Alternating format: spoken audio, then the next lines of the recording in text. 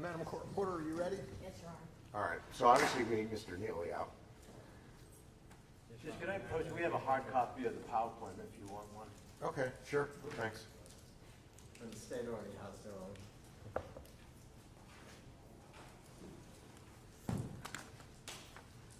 It's in color and everything. Color and everything. Fancy.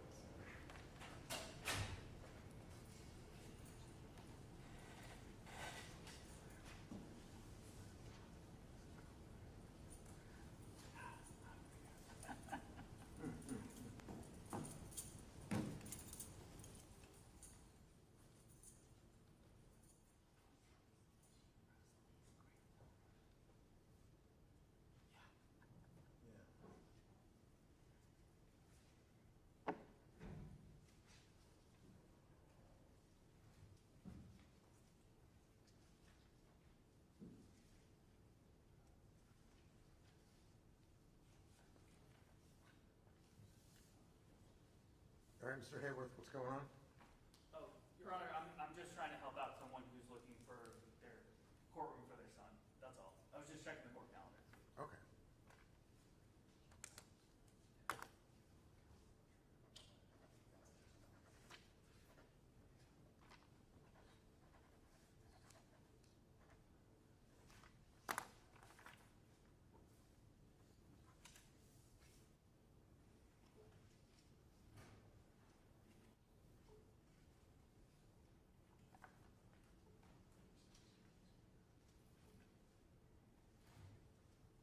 Do we have an estimated time of arrival? Momentarily, Your Honor. Momentarily.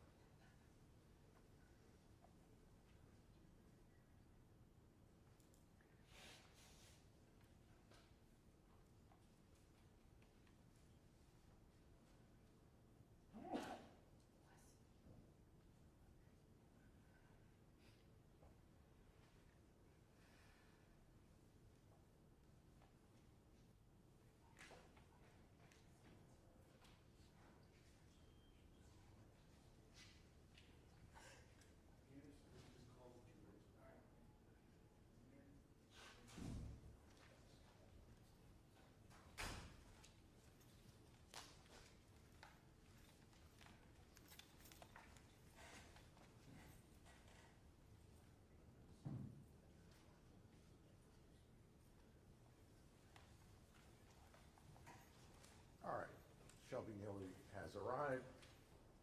The lawyers are here for the state and for the defense. Anything we need to talk about before you call your first witness, defense? Judge, it's my understanding that the state plans on introducing some additional evidence this morning, which I don't believe is admissible. I'm not sure if I know everything they're introducing because the conversation, I believe, was had with Mr. Brunvan, not with me, but I don't know if the court wants to take that up now or in what order the court wants to proceed, but. All right, well, Spencer hearing is really for additional mitigation. If the evidence is going to be to rebut any of the testimony of Dr. Wu, they can do that, but otherwise you can't have any additional aggravation. No, Judge, the only evidence that we anticipate we're going to present, and what I talked to Mr.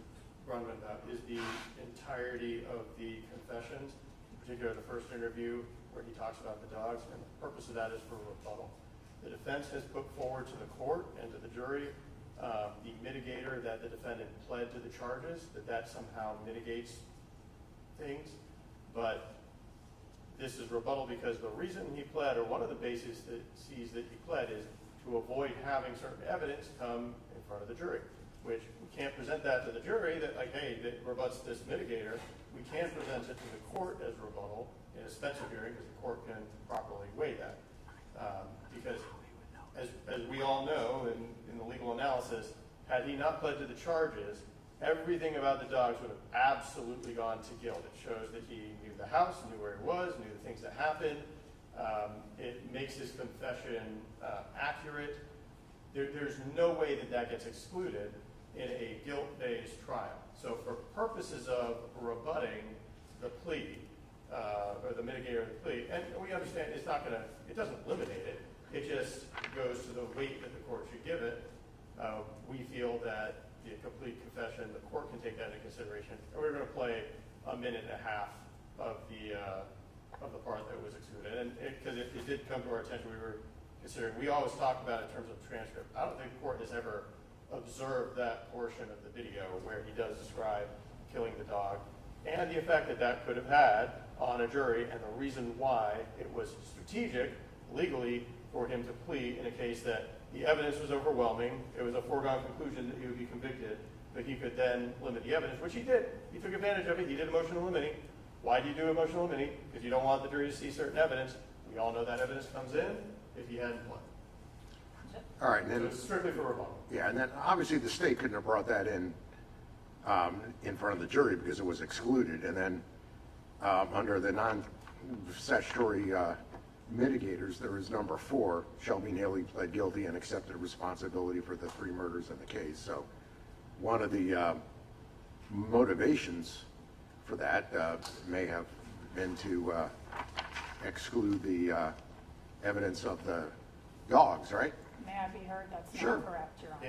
And First of all, if I could just add, in terms, we can either use the court exhibit 1 and just agree that it's authentic, because I think we put the whole thing in as a court exhibit, or we made another copy. So we don't even necessarily have to call a witness, and that's what Mr. Brunman and I spoke about is it necessary to have Detective Anderson, who is present, come and authenticate it or not?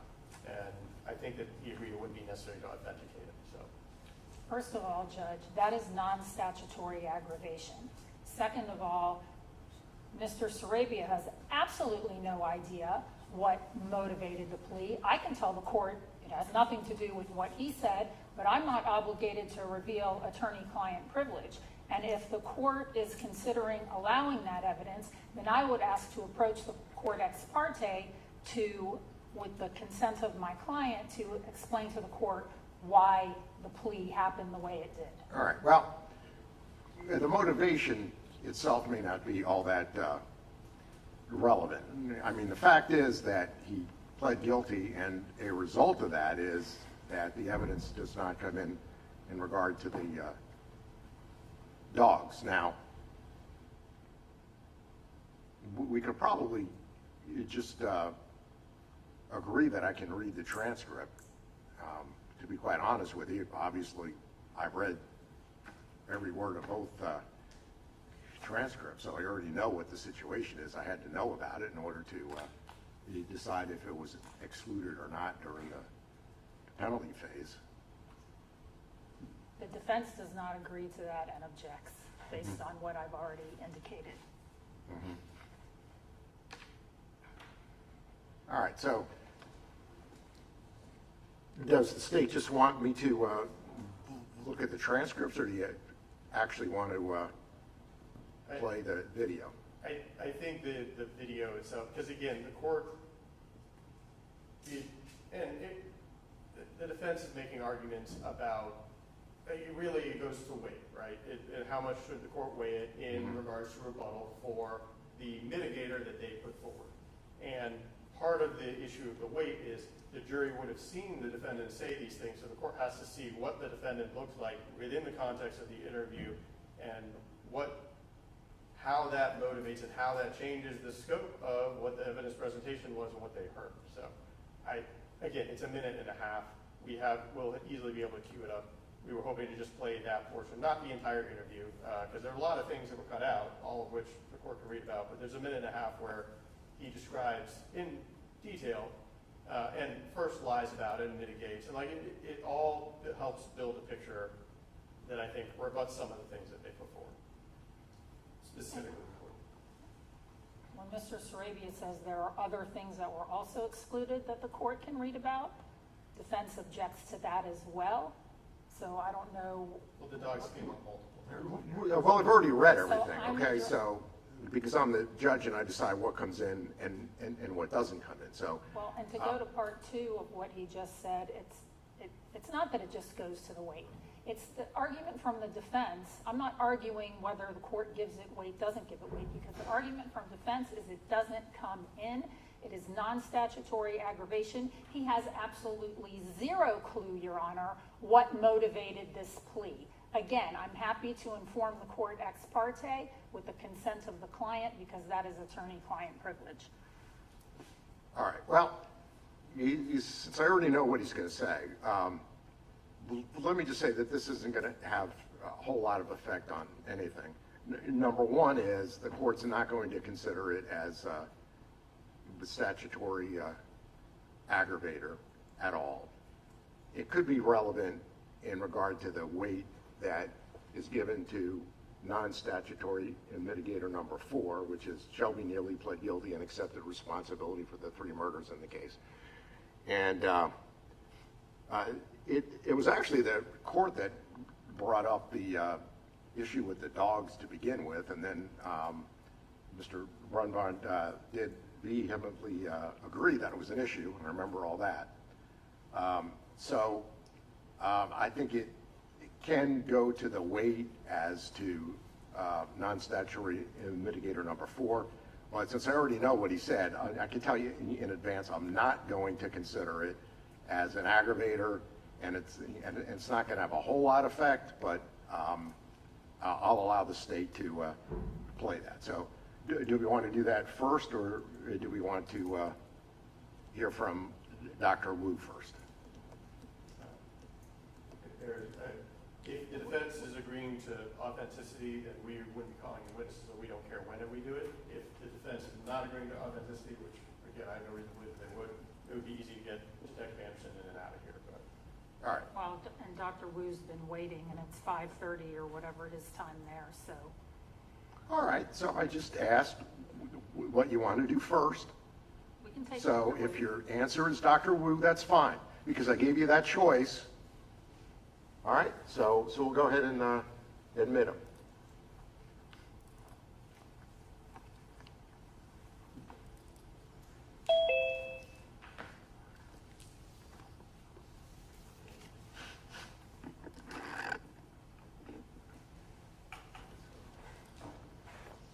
Hello? All right, there we go. Okay, yeah, I can hear you. I couldn't hear you before. All right, so do we want to place him under oath? You can go like way over there where he can see you if you want, so.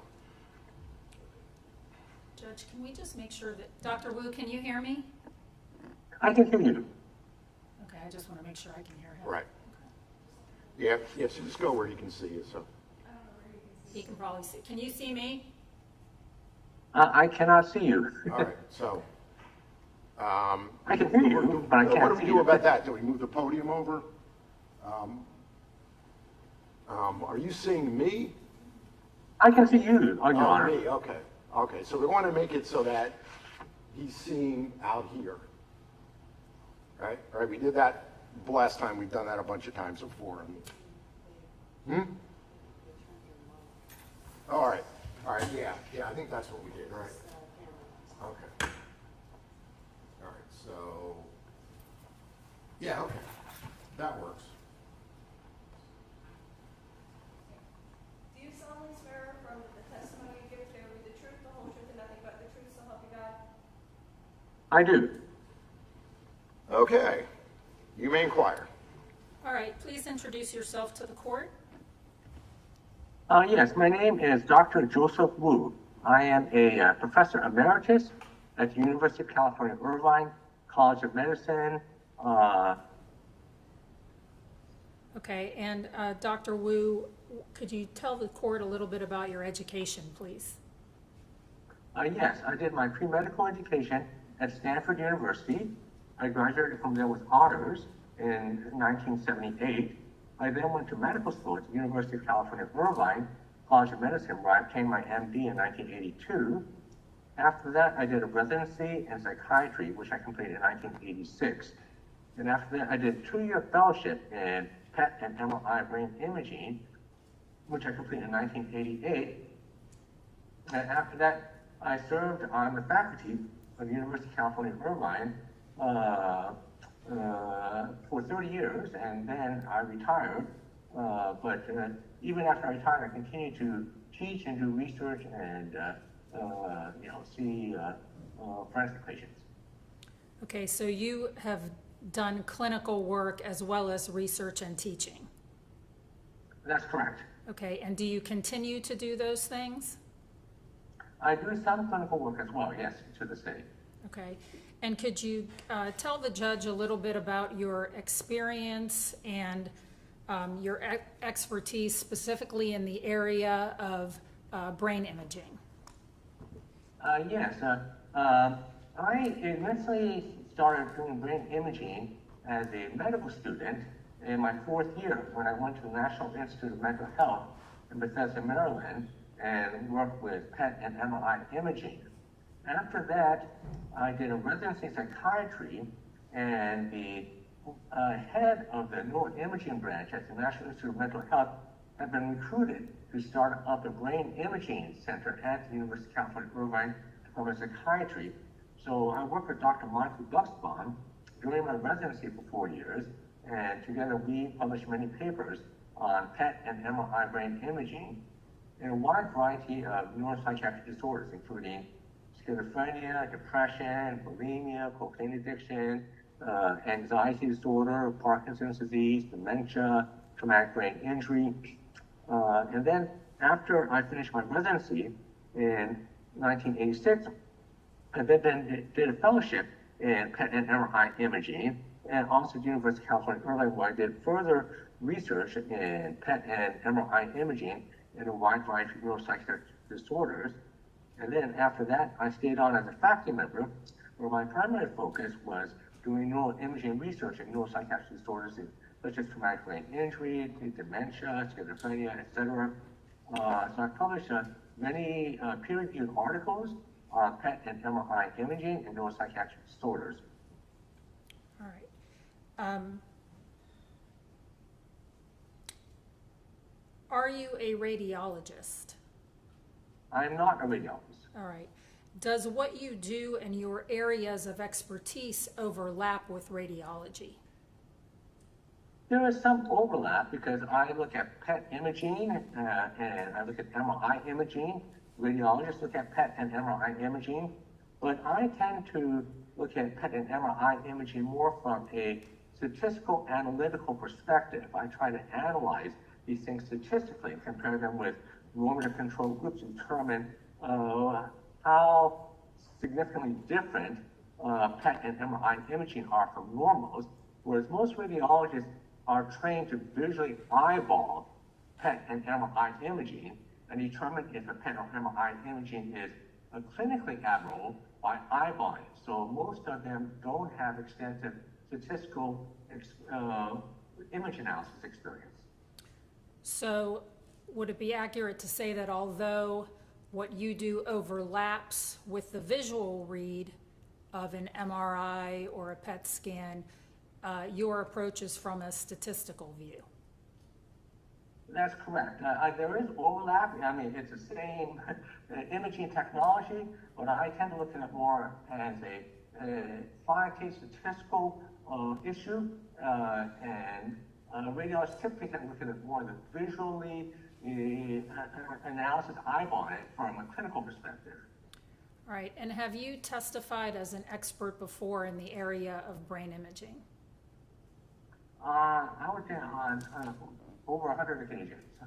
All right, and is that both in the civil and criminal context? In both civil and criminal contexts, yes. I would say about 60% criminal, 40% civil. All right, and the percentage of your work in terms of doing expert work versus teaching or research, can you give us a percentage of what is what? Well, I would say currently, I would say probably about half my time is spent doing forensic expert witness work, and the other half of my time is spent doing teaching and research.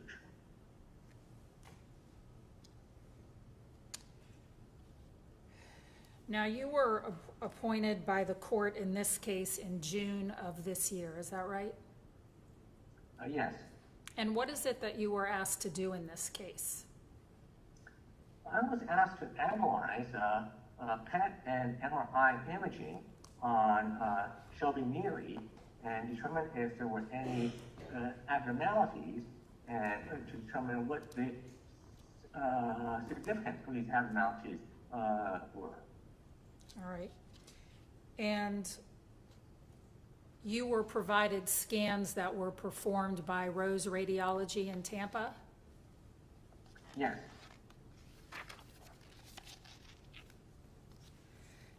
Was there anything that you received regarding the scans that indicated they were performed other than according to standard protocol? No, they look like they were the typical brain imaging scan that was done according to typical protocols.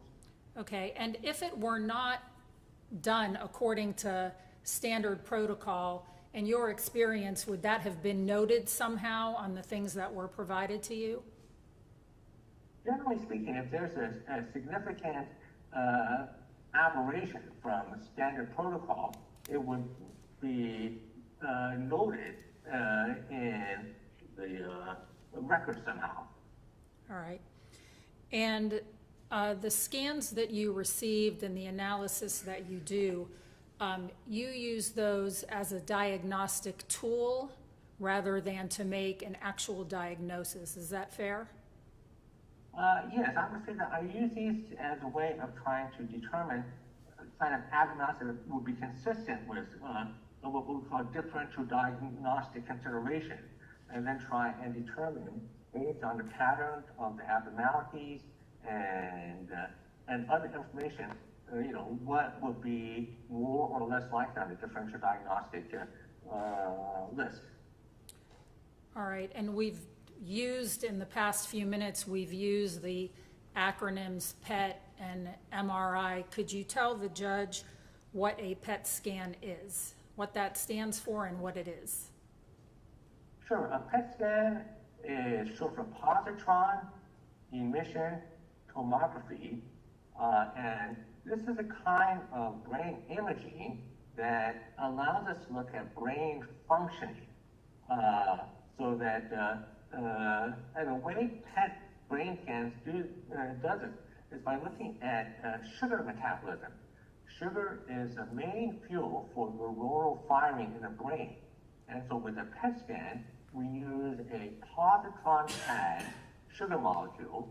A positron is a kind of tracer that allows an imaging camera to detect the location of the tracer. So we can put a tracer on sugar molecules, and we can see where it's going in the brain with a PET camera.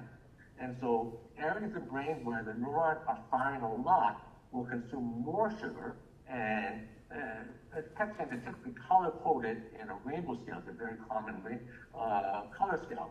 But Okay. areas of the brain using a rainbow scale, they're very active metabolically because the neurons are trying to be color-coded hot colors like red. Let me stop you for a minute. Let me stop you for a minute. Two things. One, the court reporter needs you to slow down talking so that she can sorry, yes. type down. That's okay. And then the second thing is you prepared a PowerPoint regarding your testimony in this case, right? That's correct. Okay, and we're going to get there in just a minute because I know you're describing some things that are contained on those slides. So I'm going to hold you just for a minute on explaining the rest of the PET scan because the judge will be able to see some of those things on your slide. Could you just briefly also explain what an MRI is or the MRI DTI that you received in this case?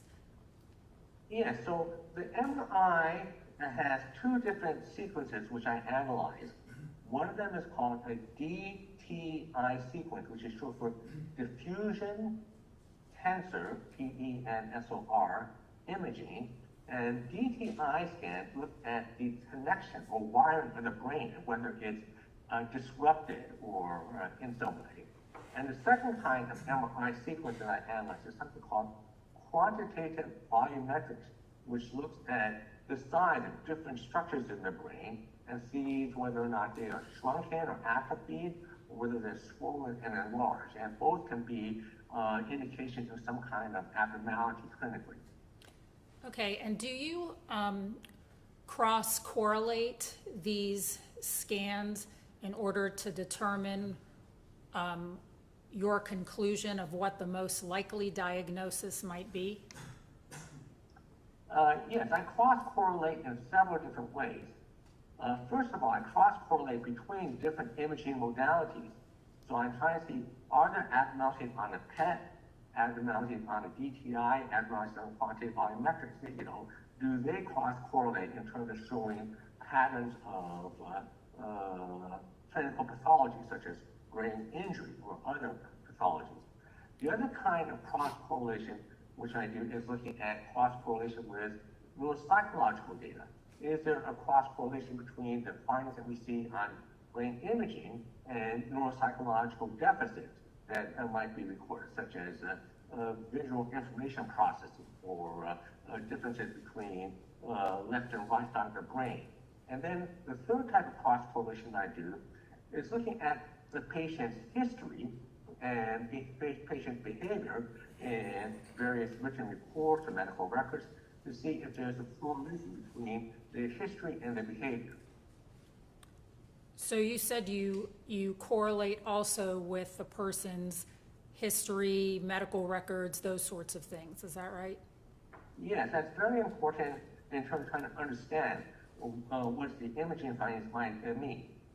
In terms of those things, history, medical records, and so forth, what were you provided in this case to consider in coming to your conclusions? I was provided a number of records, many medical records that were, of visits, hospital visits, etc. Of Shelby Nealy. I was provided with the neuropsychological testing results done by Dr. Robert Wohl. I was done, let's see, I received trial and deposition transcript of other experts who describe various aspects of the history of Mr. Shelby Nealy and various aspects of their assessment and findings in his case. Okay, and the transcripts that you received in this case of testimony, were those transcripts provided to you after you did your own analysis of the scans in this case? Yes.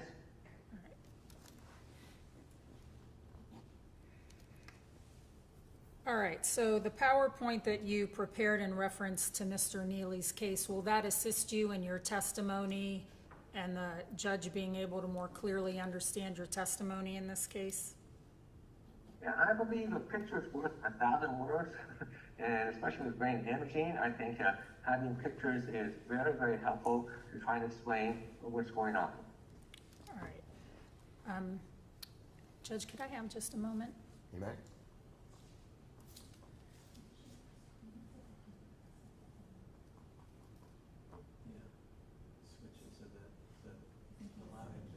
Yeah, Judge, I think that since the court is the host of the Zoom, that we have to allow, it has to allow Mr. or Dr. Wu to share his screen, the PowerPoint. Okay, well, as you can probably tell, I have no idea how to do that, so. Well, come on up. Okay.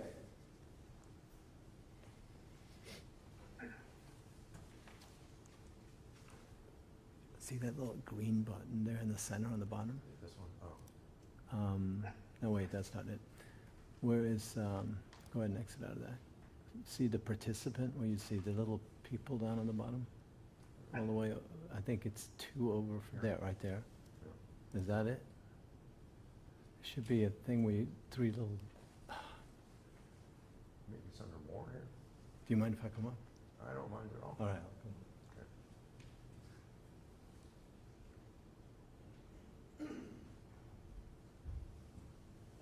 Okay, do we click on more here? Let's see, That one? see if there's 3 dots up there. There you go. See those 3 dots? And then, make co-host. Confirm. Yeah, and let's see if that should allow him to share his screen. All right. Dr. Wu, do you see your ability to share your screen at this point? Let me check here. It says share. Yes, I think I have the sharing option has been enabled. Let's see here.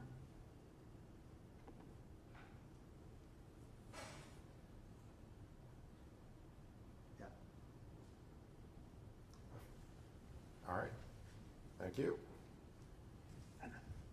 Okay, let me go to There we go. All right, I believe you're showing slide 1, is that right? yes, yes, that's correct. Oh. So Are you slide able- 1, Let me ask you, Dr. Wu, are you able to blow that up more, like into a presentation view? let's see, I'm trying to see, okay, I think I have to switch the sharing screen. I think I'm showing the presenter view, so I have to stop the share and then shift the view to the other screen. Let's see here.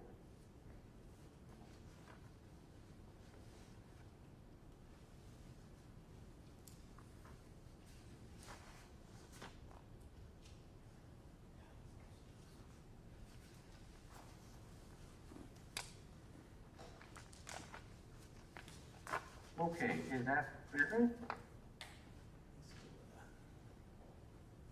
I don't think it can be made bigger. Oh, That's fine. hello? Is that better? Well, the court and the That's- state have, Right, Have so that's what I copies was just that gonna are say. nice and big, That's so- fine, that's fine, Doctor. The judge has a copy of the PowerPoint as well, so. Okay. If you could just tell us what slide 1 is. Well, slide 1 is an overview of the 3 different types of imaging assessments that I did, the PET scan, the ETI scan, the quantitative volumetric scan, and it's a summary of the findings that I noted, which is that there are multiple brain regions in a circuit that affect the ability to regulate aggression, which are, in my opinion, likely due to traumatic brain injuries. And these also include lesions which affect the ability to experience and process normal guilt and shame, which would normally serve to inhibit certain types of aggressive behaviors. And that there are also abnormalities in his brain pattern which are consistent with other psychiatric diagnoses besides traumatic brain injury, which include, for example, post-traumatic stress disorder, and which include neurological consequences of adverse childhood experiences, most of which are also known to be associated with impaired regulation of aggression. And these are all your findings as to Mr. Nealy? Yes, in Mr. Nealy's case, that's correct. All right, and did you come to these conclusions within a reasonable degree of medical certainty? I did, yes. All right, if we go on to the second slide, that's entitled PET scans. I know you have some things listed there. Let me just ask you first, I know you said that the PET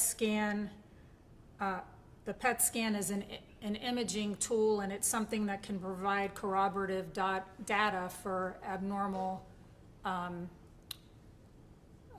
neuropsychological issues. Is that right? Or testing? That's correct. Okay. Now, does it also provide objective evidence of neuropsychiatric abnormalities? That's correct. It provides objective, quantifiable evidence of neuropsychiatric clinical disorders. All right. And what are some examples of neuropsychiatric disorders? Well, traumatic brain injury is certainly a neuropsychiatric disorder, which can have very significant effects on the ability to regulate behavior, including aggressive impulses, and can also impair judgment and impair, cognition in general. And then other types of neuropsychiatric disorders include post-traumatic stress disorder, and these are disorders in which an individual has been exposed to certain kind of trauma. We can have what we call complex post-traumatic stress disorder, which include adverse childhood experiences such as sexual abuse and other issues, which can adversely affect the development of the brain, which can also lead to a greater likelihood neurologically of impairment in the ability to regulate aggression and to exercise proper judgment. And it looks like your slide 2 that we have here, you're basically trying to get the point across of the use of PET scans and how often it's used and its acceptance in the scientific community. Is that accurate? That's correct. PET scans have been around for decades. There have been hundreds and hundreds of articles that have been published using brain PET scans to assess various neurological and psychiatric disorders. And then if we go to slide 3, what are you trying to show there? Slide 3 is just a depiction of what a typical PET scan looks like versus a typical MRI scan. And the PET scan is different in that PET scans are usually displayed with a color rainbow scale, where red indicates areas of higher sugar metabolism and blue indicates areas of lower sugar metabolism. And it's a rainbow scale, so those red, yellow, green, blue. Yellow will be intermediately high, blue will be intermediately low, and it's different than an MRI scan. Let me stop you for just a minute. Are you having trouble hearing him? Because I am a little bit too. Is there any way to turn up the volume, Judge? I don't know if it's up as high as it'll go, or I guess the speaker volume.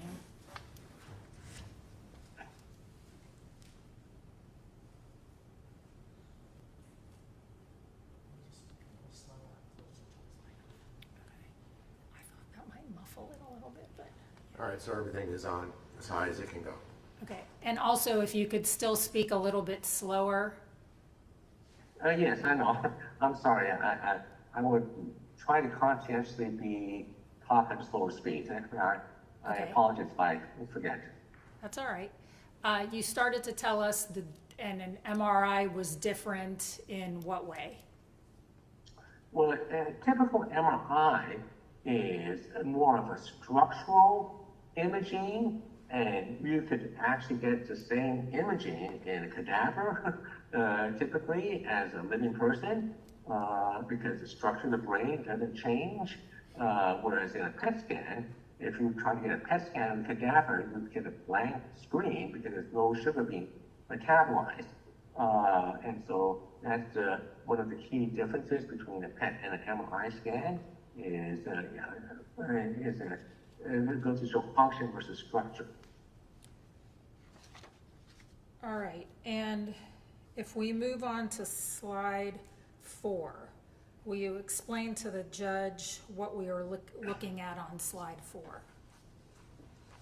So slide 4 is my report on the PET scan abnormalities that I noted in Shelby Nealy. And he has 4 distinct lesions metabolically in his brain. One of them is an area of the brain called the ventral orbital frontal rectal gyrus. And the second is an area of the brain called the left putamen, P-U-T-A-M-E-N. The third is an area of the brain called the occipital lingual gyrus. And the fourth is the cerebellum vermis, V-E-R-M-I-S. And all of these are very consistent with the kind of abnormalities that we would see in traumatic brain injuries. And there are very relevant clinical correlations in this case. Now, you indicate on this slide at the bottom, you've given your preliminary conclusion and just, I think, stated it here a minute ago, that the pattern is consistent with brain abnormalities such as traumatic brain injury. You then have there that clinical correlation is recommended. And we'll get to this later, but you were able to clinically correlate with other records and history and so forth. Is that correct? That's correct. I was able to correlate it with neuropsychological testing. I was able to correlate with history. I was able to correlate with behavior. I was able to correlate with the other imaging. All right. And if we move on to slide 5, could you describe what we see in slide 5 and what it means? So slide 5 shows the area of the brain when we see black pixels. This is the result of an automated statistical algorithm which detects which voxels or pixels in the brain are statistically abnormal, and it will indicate that by these black pixels. And the table underneath represents the metabolic values that are measured in this region in Mr. Nealy, and then it compares his metabolic value in this region, the Brodmann area 11, also known as the rectal gyrus, or the orbitofrontal lobe, with the typical values. All right, hang on. Stop for just a minute. The court reporter is having trouble understanding you, probably because some of this is very medical language. So.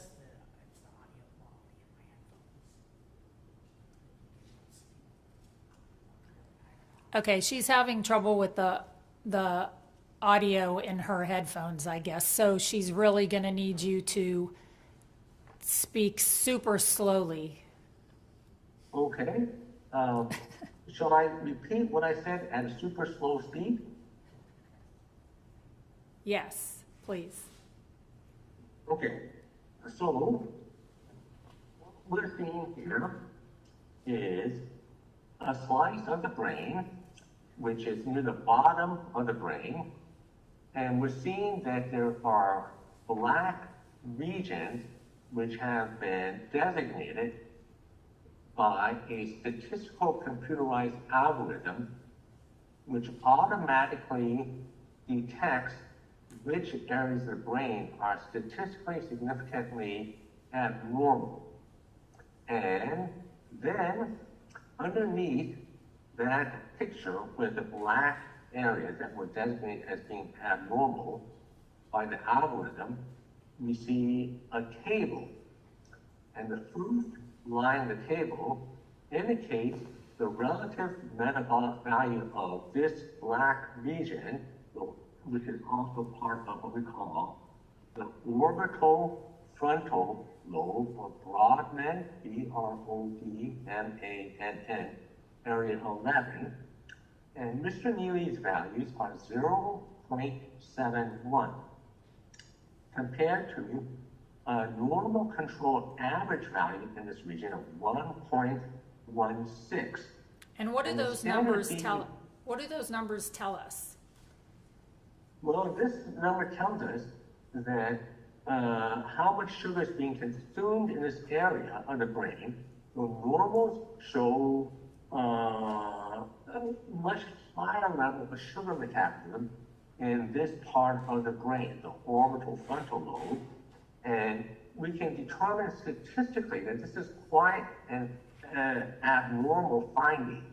So we can look at this in terms of what we call a Z-score, which is how many standard deviations below normal his orbital frontal lobe metabolism is, and so he's more than 3 standard deviations below the norm. And if we calculate that in terms of a p-score, or probability score, this is written in scientific notation. So that we have 8.1 with an e to the minus 0.04. So this means that this is equal to an 8.1 over a 1 with 4 zeros after it. A 1 with 4 zeros after it would be 10,000. And the odds of this occurring by chance alone are 8 out of 10,000. So Now, let me stop you for generally- just a minute. Let me stop you for just a minute. Your slide, and I think you corrected this in the deposition, but your slide indicates 8.1 out of 1,000. Should that be 10,000? It should be 10 because that's 1 with 3 zeros after it. So it should be 1 with 4 zeros after it, because that's what the e to the minus 0.04 represents. Okay. And could you explain for the court what the significance or function of the orbitofrontal lobe? The orbital frontal lobe is very important for helping individuals to function properly socially. This is an area of the brain where if this area of the brain is damaged, people have a very difficult time in many circumstances, not every second of the day, every minute of the day, but they will be often very socially inappropriate and will oftentimes be aggressive in a way that is socially inappropriate.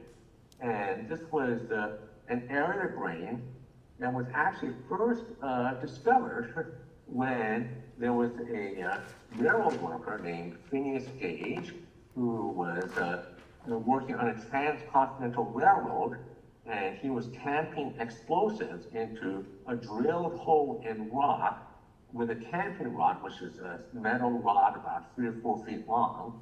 And when he was tamping it, the explosive detonated prematurely and shot the tamping rod straight up through the orbital frontal lobe of the brain, almost exactly the area that we see in Mr. Nealy. And Mr. Phineas Gage changed from being a very conscientious, responsible supervisor to someone who became aggressively inappropriate. And that was probably the first case of in neuropsychiatry. There have been many, many other cases since that time, but in which we have seen that individuals who have lesions in this area become disinhibited in terms of their ability to conform their behavior to social norms.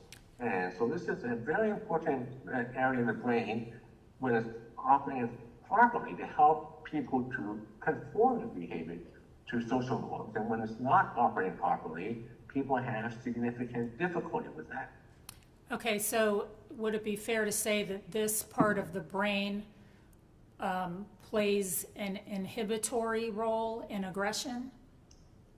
Yes, it's a very important region of the brain for inhibiting inappropriate aggression. And in Mr. Nealy's case, abnormally inhibiting aggression. That's correct. So there's a failure to be able to inhibit inappropriate aggression in Mr. Nealy's case, which is very evident from the reason why we're here. And this is, I believe, tied to this area of the brain, which shows a significant statistical decrease in activity, and which is, in my opinion, the most likely cause for this was his history of head traumas.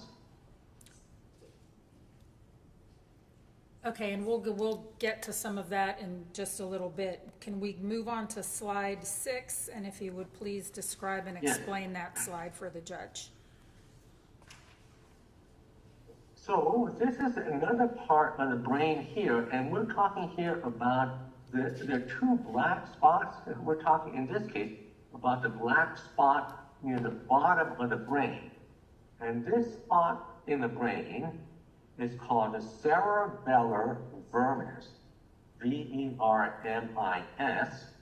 and he also shows a very statistically significant decrease in this area. Again, the odds of this occurring are 2.7 divided by 1 with 4 zeros there, because that's what the E with minus 04 means, so 1 out of 2.7 over 10,000. So highly abnormal, and this is a second brain region that's very important for inhibiting inappropriate aggressive impulses.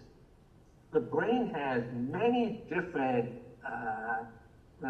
systems to check inappropriate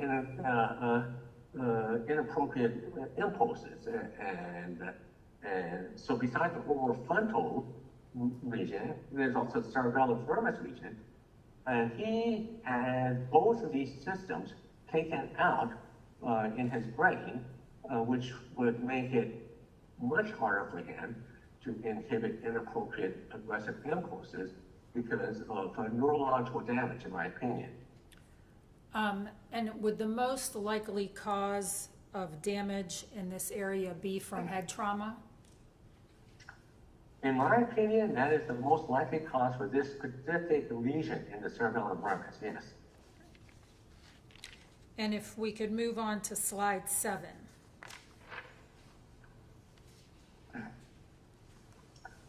Now, slide 7 looks at the other spot in the brain, the one that's in the upper right-hand corner, that black spot there. This is in a part of the brain called the ventral putamen, P-U-T-A-M-E-N, and this is a slightly more than 2 standard deviations below the norm. The odds is occurring about 1 out of 100, and so it's statistically, anything less than 5 out of 100 is generally considered significant for this type of analysis. And this is also an area of the brain that is associated with an impaired ability to regulate aggression.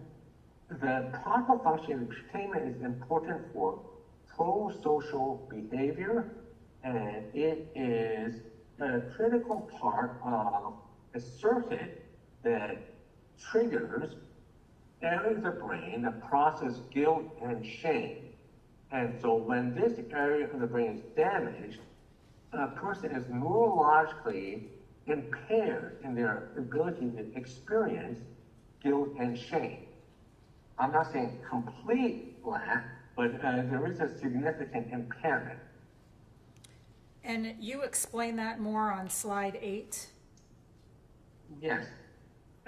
So there are circuits in the brain, and this ventral putamen, if you look in this diagram, is part of a circuit which goes to 2 other nodes in the circuit, the lobus pallidus and the thalamus, and then to the anterior cingulate. And the anterior cingulate of the brain is the area of the brain that is associated with guilt and morality. So, for example, with obsessive compulsive disorder, people have overly conscientious guilt or morality. They have overactive anterior cingulate. And, but here, if the ventral putamen is damaged, that ability to activate that guilt and morality center of the brain is going to be impaired, and that is going to result in decreased ability to regulate aggressive impulse if you can't experience shame or guilt about aggressive ideas. So when you say it results in an inability to feel some shame or guilt, that does not mean that someone cannot be remorseful, does it? It doesn't mean they have no shame or guilt. It doesn't mean that they haven't experienced some remorse. It just means that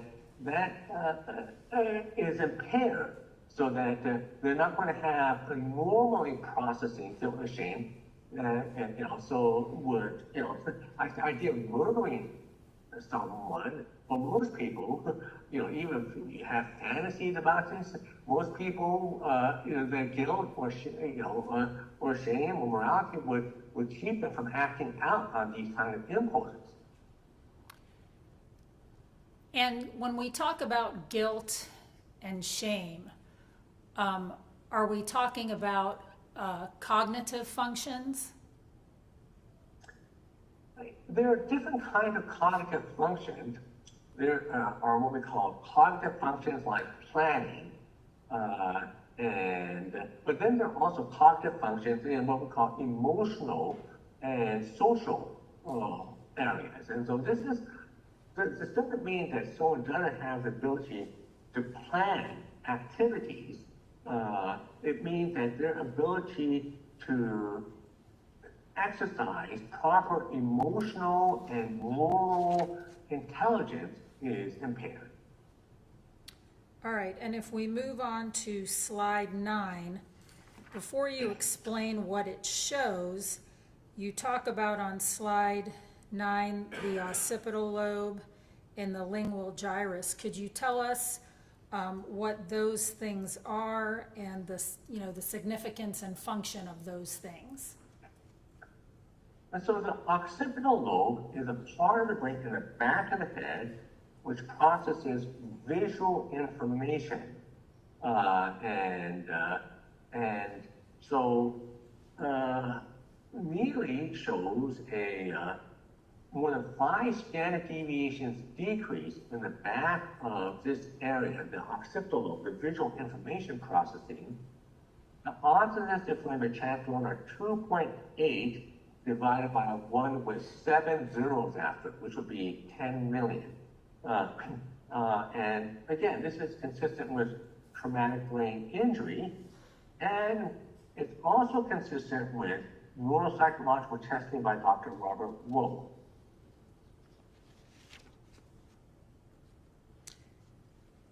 And you're talking about, and that, when you say it's consistent with the testing done by Dr. Woe, did you also see that testified to in the transcripts that you were provided from Dr. Woe's testimony? Yes, and I also reviewed the test scores that Dr. Robert Woe had for Mr. Nealy. And if I can move on to the next slide, I can talk about that. Sure. Is this slide 10? Yes. Okay. So Dr. Robert Woe found that Nealy was impaired on visual delayed recall memory, that he was below the first percentile in terms of his function of visual delayed recall memory, and that he was below the first percentile in what is the RCFT, which is stands for Ray, R-A-Y, complex figure test. This is where they have a complex geometric figure, and you have to try and reconstruct it from memory after a short delay and a long delay. He was below the first percentile in both, and so this is very consistent with the metabolic decrease that we're seeing in the visual cortex. So it just goes to show there is a correlation between the PET scan detection of traumatic brain injury in this area and Dr. Woe's detection of a significant impairment in visual delayed recall, memory, and impairment on a Ray complex figure test, which relies on visual processing to be able to reconstruct the images. All right, now in slides 11 and 12, these are the things that you have kind of bullet pointed on both of these pages. Those are also things that were in the records you reviewed or the testimony you reviewed from other experts in this case, right? That's correct. All right, and these are, you have things listed that we heard about where he lost consciousness, had some scans, and I believe it was December of 2012, that he became more violent after a head injury, when he committed an act of domestic violence in 2013 on his first wife, Caitlin. He had been hit in the head with a broomstick. This is on slide 12, according to the Cleveland admission notes, and had a cephalohematoma over his right head when Jamie committed an act of domestic violence on him. And then he was also hit in 2016 with a frying pan by Jamie as well. Those things that you have listed there, do you have that as part of your testimony and presentation here to show that it substantiates what you are seeing on the scans? Yes, and those kinds of events that occurred where he fell and he had a severe right temporal headache, he had a epidural hematoma in the right temporal region, and he had a right temporal bone fracture. I mean, these are, that's certainly the kind of traumatic brain injury that could cause the lesions that I saw in Mr. Nealy, in the occipital lobe, the putamen, over the frontal lobe, cerebellum. Now he also sustained other head injuries as well, being hit in the head with a broomstick, with developing cephalohematoma over the right head, where she broke the handle of the broom over him, and being hit in the head again with a frying pan. So he's had multiple head injuries, and so it's certainly consistent with the fact he has multiple lesions on his PET scan. And I think that, I think that seems to be the most probable cause, in my opinion, for the lesion that he has on the PET scan. All right, so if we move on to slide 13, that's where you start talking about the MRI DTI. Yes. And the MRI DTI, is this a more sensitive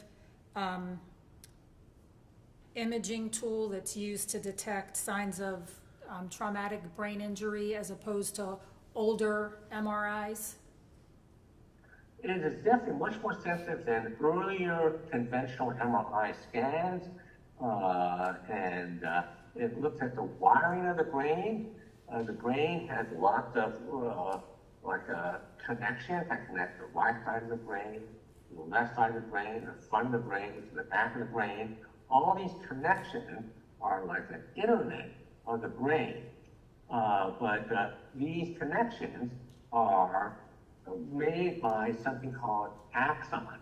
Axons are these long processes that extend from neurons and convey information to other neurons. The neurons are like little computers in the brain that think, and the axons that connect them to each other are like the internet that connects different computers in our homes. But these axons, or the connections, are kind of like cylindrical straws filled with fluid that can transfer information back and forth. And in head trauma, these axons, or metaphorical straws, can tear. And so the way diffusion tensor imaging works is that scientists have developed a way to trace the diffusion of water molecules up and down the length of these axons in the brain.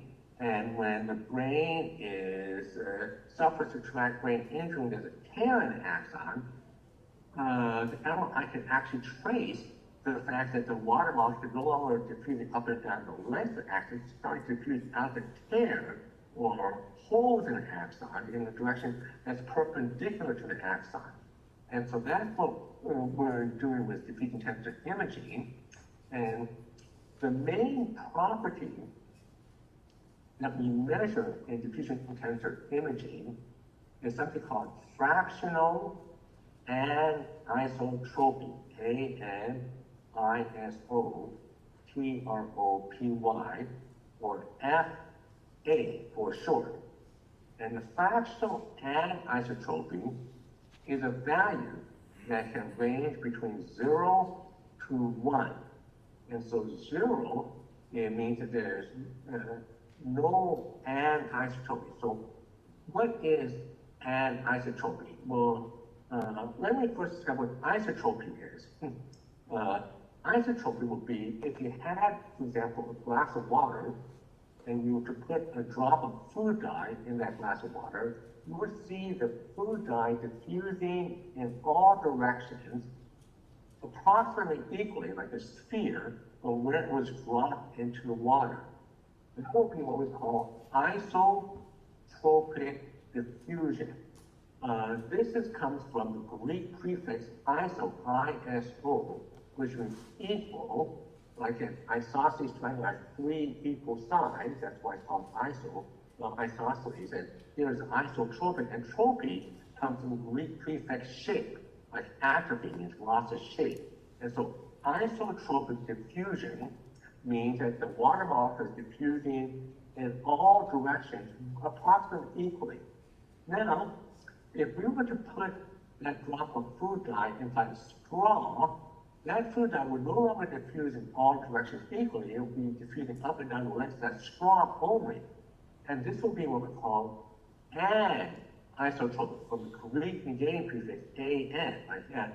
So what we're talking about are fractions of anisotropy. So when something is very anisotropic, it means it's only going in one direction as opposed to all directions. And so in an intact axon, the water flow is highly anisotropic. It's going mainly in one direction. And so the fractional value of the anisotropy will be closer to 1. But if that axon is sheared or torn, has lots of holes in it, then that water molecule will start to leak out in all different directions, and it will become much less anisotropic, and the fractional anisotropy will start to drop toward the value in the 0 direction. And so that's the main thing we're looking at with diffusion tensor imaging is this property of fractional anisotropy, which we measure statistically in the patient and in normal controls, and determine if there's a statistically significant difference.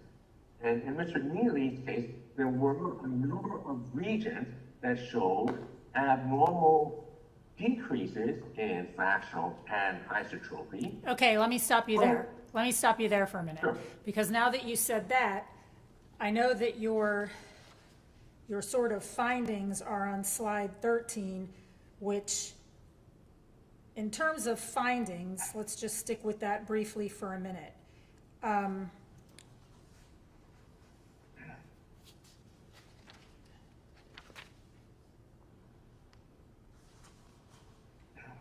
This imaging also corroborated the other imaging, the PET scan imaging, in terms of multiple traumatic brain injuries or TBIs. Is that accurate? Along with records and history. Is that fair? That is very correct, yes. There are a number of abnormalities in the DTI that are highly consistent with multiple traumatic brain injuries, which provides some cross-correlation of the number of metabolic lesions noted in the PET scan. Can you hear? Okay. You know what, I think they're gonna need to let me go into the Zoom link because I'm having a lot of trouble understanding. Your Honor, can you let me into the Zoom meeting so maybe I can hear a better audio coming through the Zoom than going through this whole system? It's very Okay, sure. That would be great.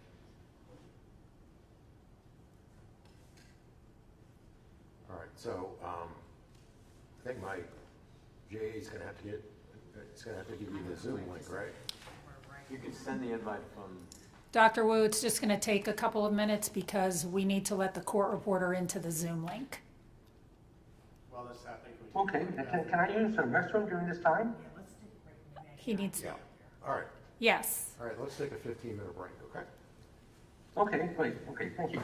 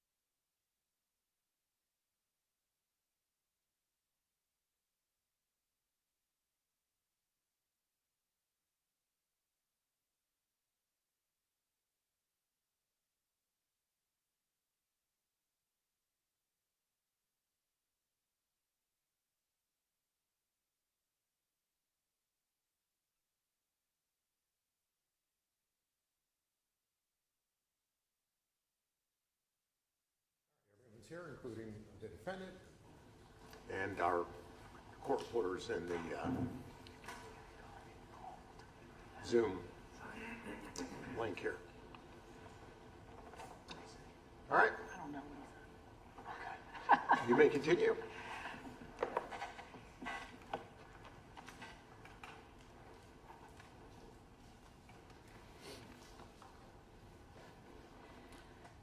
All right, Dr. Wu, can you hear me? I can hear you, yes. Okay. All right, so I'm going to call it FA for short. I think that's fractional and isotropy. So Yes. I know you've explained what all of that is and everything. If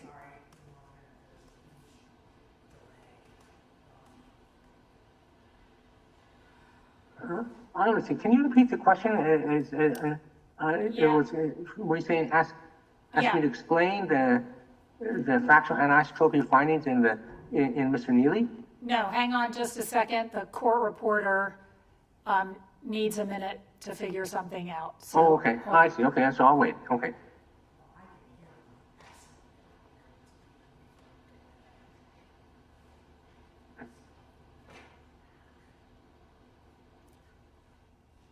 Judge, I think the court reporter needs to call whoever was up here a minute ago to come back.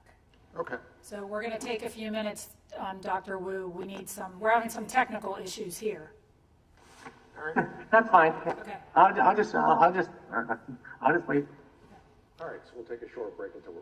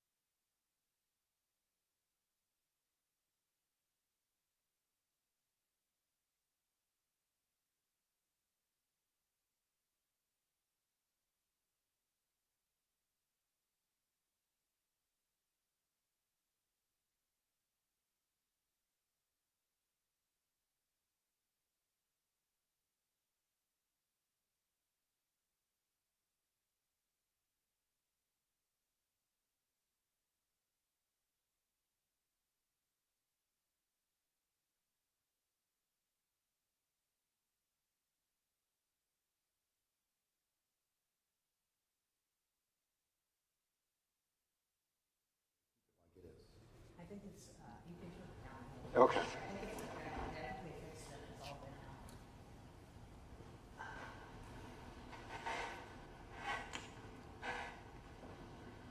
All right, so I'll put it where it normally is. And then if you want me to modify that, let me know. All right, you may continue. You may proceed. All right, Dr. Woe, you with me? Oh, okay. Yeah, I'm here. Let me resume the slideshow here. Just a second.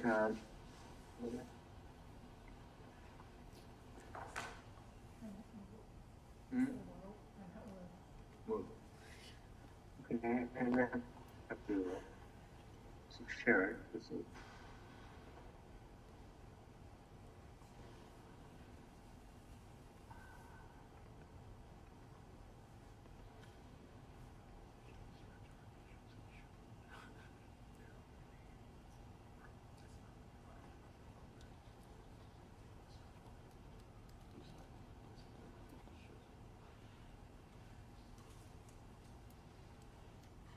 Okay. All right, you So ready? where would you like me to resume? All right, why don't we go to slide 14, Okay. which I think is the next one after that, yes. And explain for the judge, if you would, what we're seeing here. I know you've already told us what FA is and what the Z-scores and P-scores represent, so if you would just kind of flush that out as it pertains to Mr. Nealy. Yes, and so what we're seeing here are decreases in FA in a fiber bundle called the corpus callosum, which connects the right side of the brain to the left side of the brain. And these are highly significant decreases, with odds of occurring by chance being 4.4 divided by 1 with 6 zeros after it, which is a million. And so these are very significant decreases in FA, and these are very consistent with head traumas. I see this all the time, head traumas. And it's also very consistent with significant cognitive impairment. And when you disrupt the ability to connect the right and left side of the brain, people cannot think well. All right, and if we move on to slide 15. Well, this is again, I mentioned both the right and left side. They both show comparable decreases in him. You know, it's clear that he has a bilateral brain injuries in this area. And again, it's a part of the corpus callosum fiber, which is associated with proper cognition, and impairment in these fiber affections result in impaired thinking. And so both the PET scan and the MRI DTI scan are corroborative of traumatic brain injury. That's correct. They're both corroborative traumatic brain injuries. The kind of lesions we're seeing, the most likely cause is multiple traumatic brain injuries.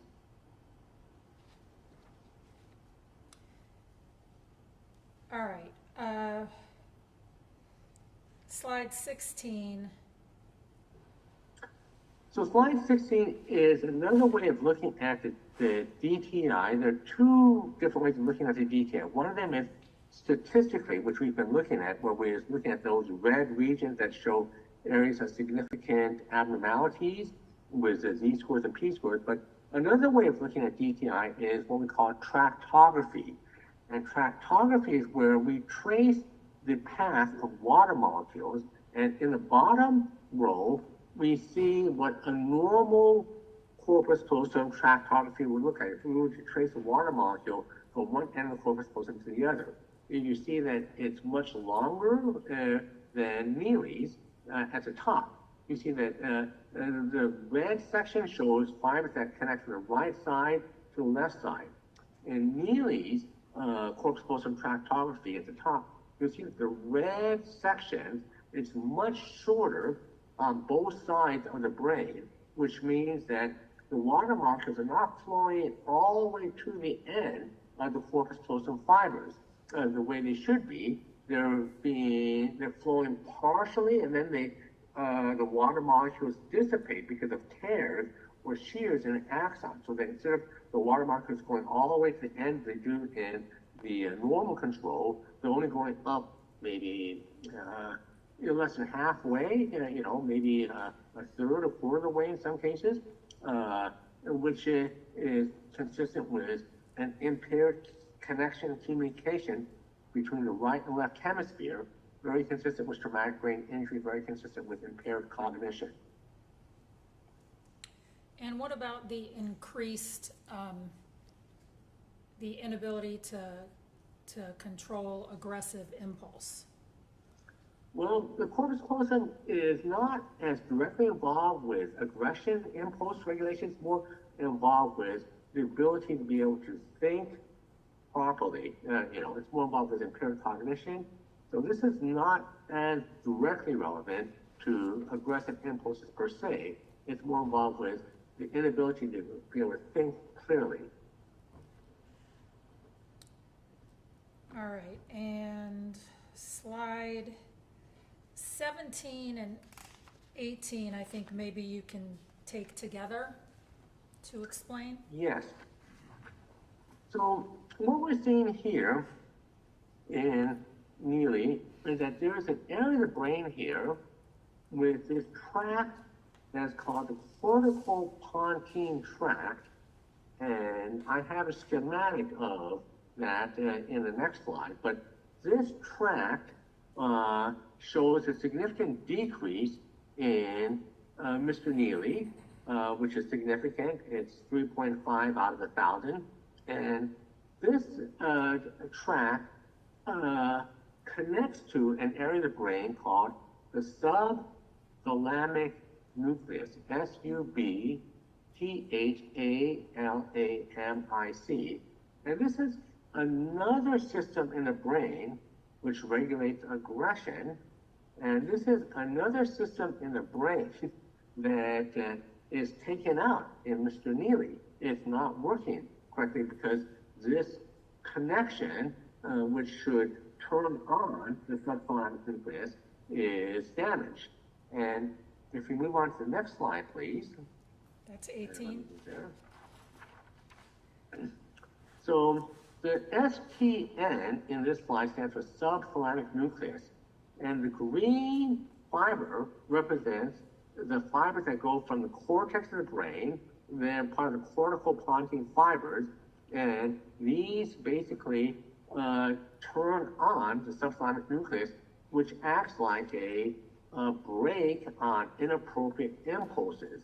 But because this cortical pontine fibers, a thick green line that goes from the cortex down to SDN, is damaged, you're not able to turn on the subthalamic nucleus. It's what we call a super fast connection, a hyperdirect connection in neurological terms.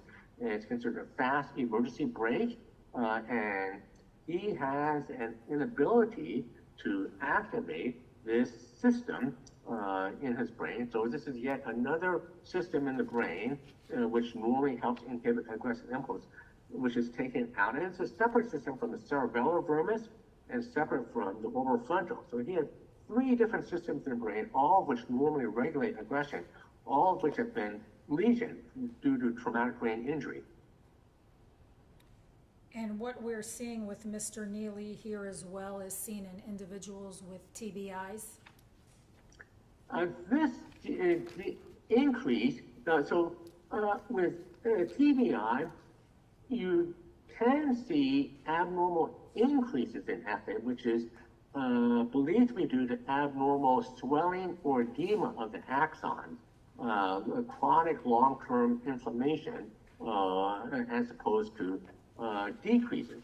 And so these abnormal increases could be due to abnormal chronic long-term neural inflammation, which causes abnormal swelling of the axon, but it's also been seen in individuals with PTSD and also seen in individuals with ADHD.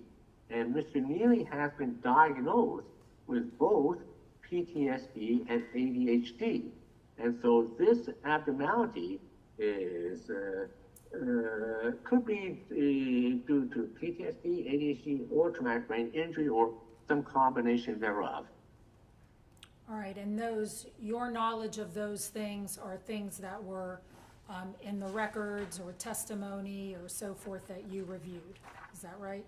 Yeah, so like, for example, in testimony by Dr. Campbell, he said that he knew that Nealy had PTSD, that he was traumatized by the suicide of his biological father, and he was homeless for a while, and found that traumatic. And then there was also the trauma of sexual abuse by his biological father's wife, in which his parents reported that he became changed after he came back from Texas. And so he certainly has a diagnosis of PTSD by other experts in the case, and a history that will be consistent with that. And let's see. So let me ask you something while you've paused there. As part of the neurological impairment that you spoke about in the last minute or two, does that also include the inability to adjust how decisions are made to prevent impulsivity? Well, individuals with brain abscess type have they tend to be kind of rigid and inflexible, so they don't tend to think things through, and so these would certainly be common clinical presentations with these kind of lesions, as well as inappropriate aggressive impulses. And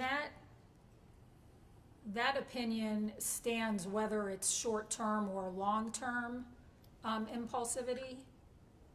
Yes, there's a common misconception that impulses are only short-term, because that's how most people look at and talk about it in everyday language. Oh, I had an impulse to do this.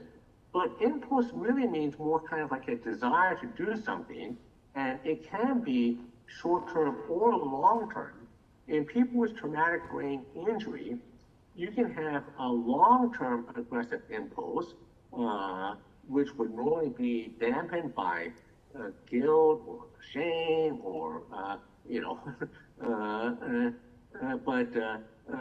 which is not dampened because of these neurological compromise in those systems. And so you can have someone who has a long-term aggressive impulse that can last months or years and would normally be inhibited neurologically, but which are not because of damage to the circuit from traumatic brain injury. So in your area, in your field of expertise, is there a thing known as long-term impulsivity? Yes, All certainly. right. And there are certain kinds of traumatic brain injury which have long-term inappropriate aggressive impulses after traumatic brain injury, but not before. So if we have a scenario here where, and I know I think the state has asked you about this previously in your deposition. If we have a scenario here where, the state wants to say, well, this wasn't impulsive. I mean, this took place over a year where he had thought about coming down here, killing these individuals. And so this took place, this planning or this premeditation or what have you took place over the course of a year, not right before he wanted to do it, so it wasn't impulsive. How would you answer that in terms of your findings about his inability to control aggressive impulses? Yeah, so I think that's a common misconception, is that impulses are only short-term, but you can have long-term inappropriate aggressive impulses because of traumatic brain injury. And you can plan for these long-term aggressive impulses. It doesn't mean that the ability to plan is lost. The parts of the planning parts of his brain, which are the dorsal prefrontal cortex, don't show lesions.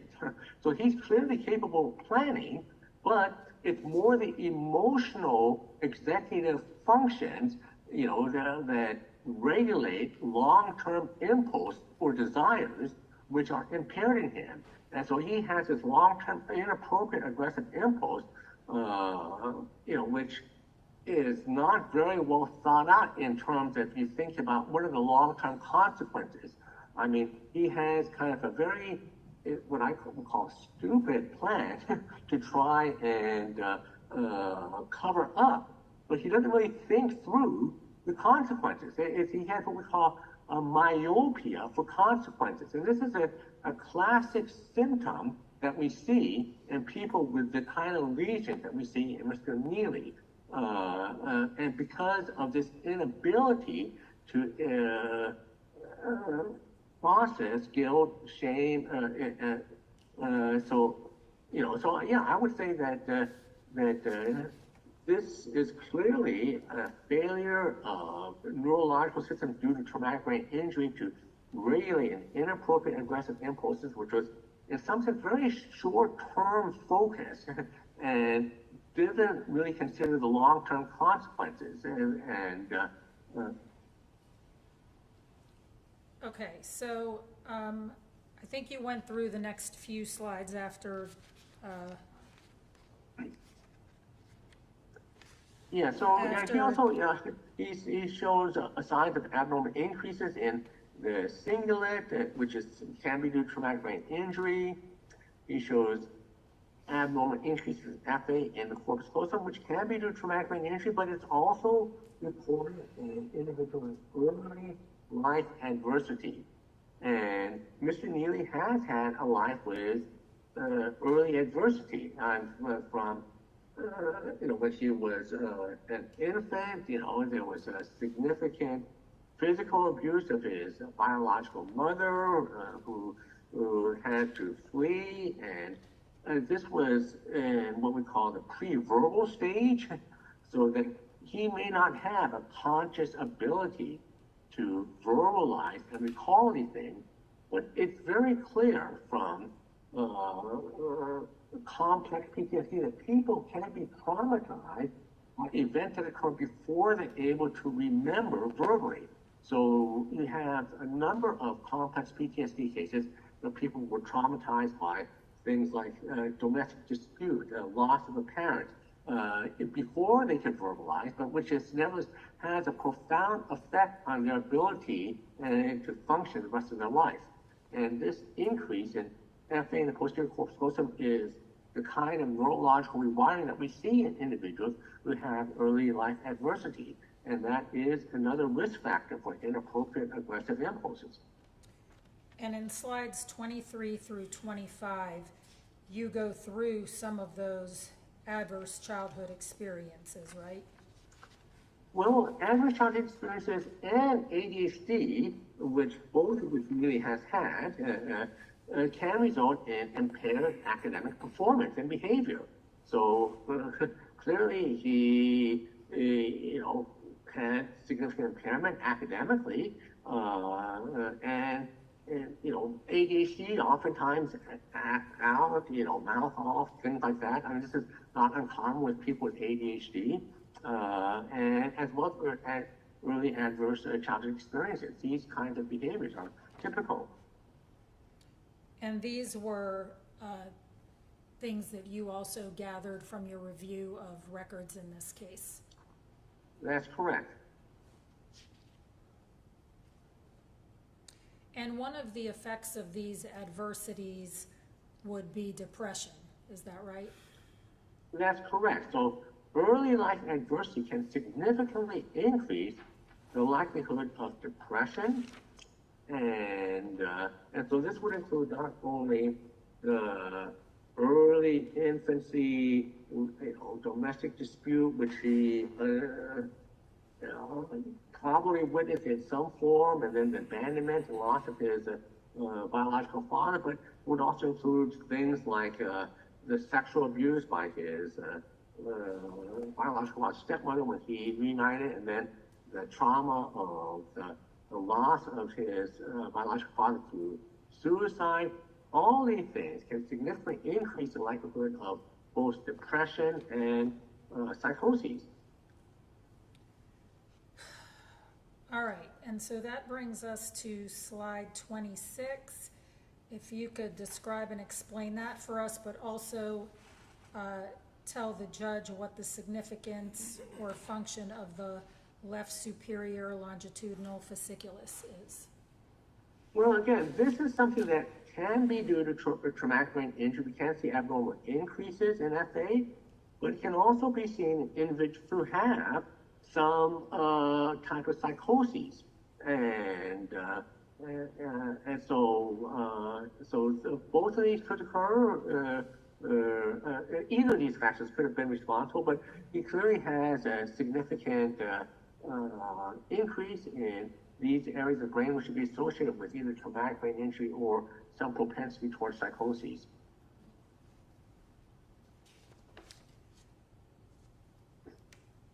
All right, and then slide 27, if you could explain that for us. So yes, other abnormalities in the area of the brain called the uncinate fasciculus, and this is astronomically high. I mean, odds it's occurring by chance alone, and I misstated in the text, but in this table it's more accurate because 5.84 standard deviation Z-score will correspond to a P-score about 5.4 out of a billion. And so this has been something that's been reported in people with ADHD with trauma. And this is something that fits Nealy. His history of ADHD, his history of being traumatized by sexual abuse, by the suicide of his biological father, by being homeless, by the pre-verbal loss, and that's also really important. OCD. I don't think he has OCD, but or autism. I don't think he has autism, but these are other things that have been reported. But so I think the most likely factor in his case is probably the fact that he has had his ADHD with trauma, and this is something that we see in the literature.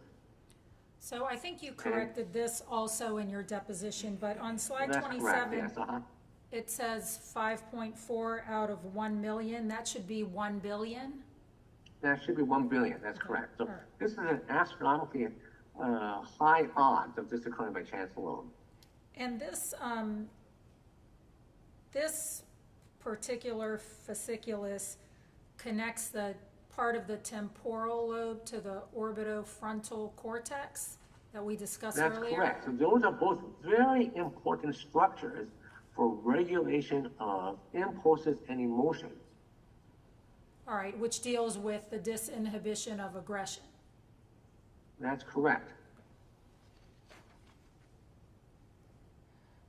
All right, so if we move to slide 28, are we moving on to the qualitative volumetrics you talked about earlier?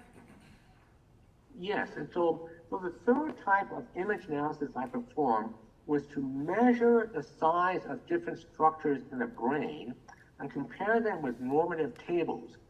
And one of the things that we see in Mr. Nealy is that he shows an abnormal increase in an area of the brain called the inferior lateral ventricle, which is also known as a temporal horn of the lateral ventricle. And so if you look at this figure that's stationary, the lateral ventricle has a top horn and a bottom horn. And so we're talking about the bottom horn, the temporal horn, or the inferior part of this. And this inferior lateral ventricle is significantly larger on the right side in Nealy, but normal on the left side.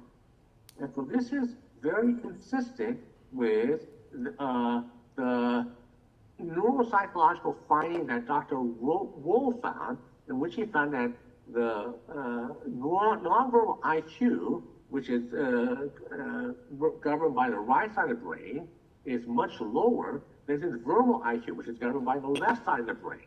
And so this is another corroboration of cross-correlation between Dr. Wohl's neuropsychological testing, where the imaging and the neuropsychological findings fit like a hand in glove.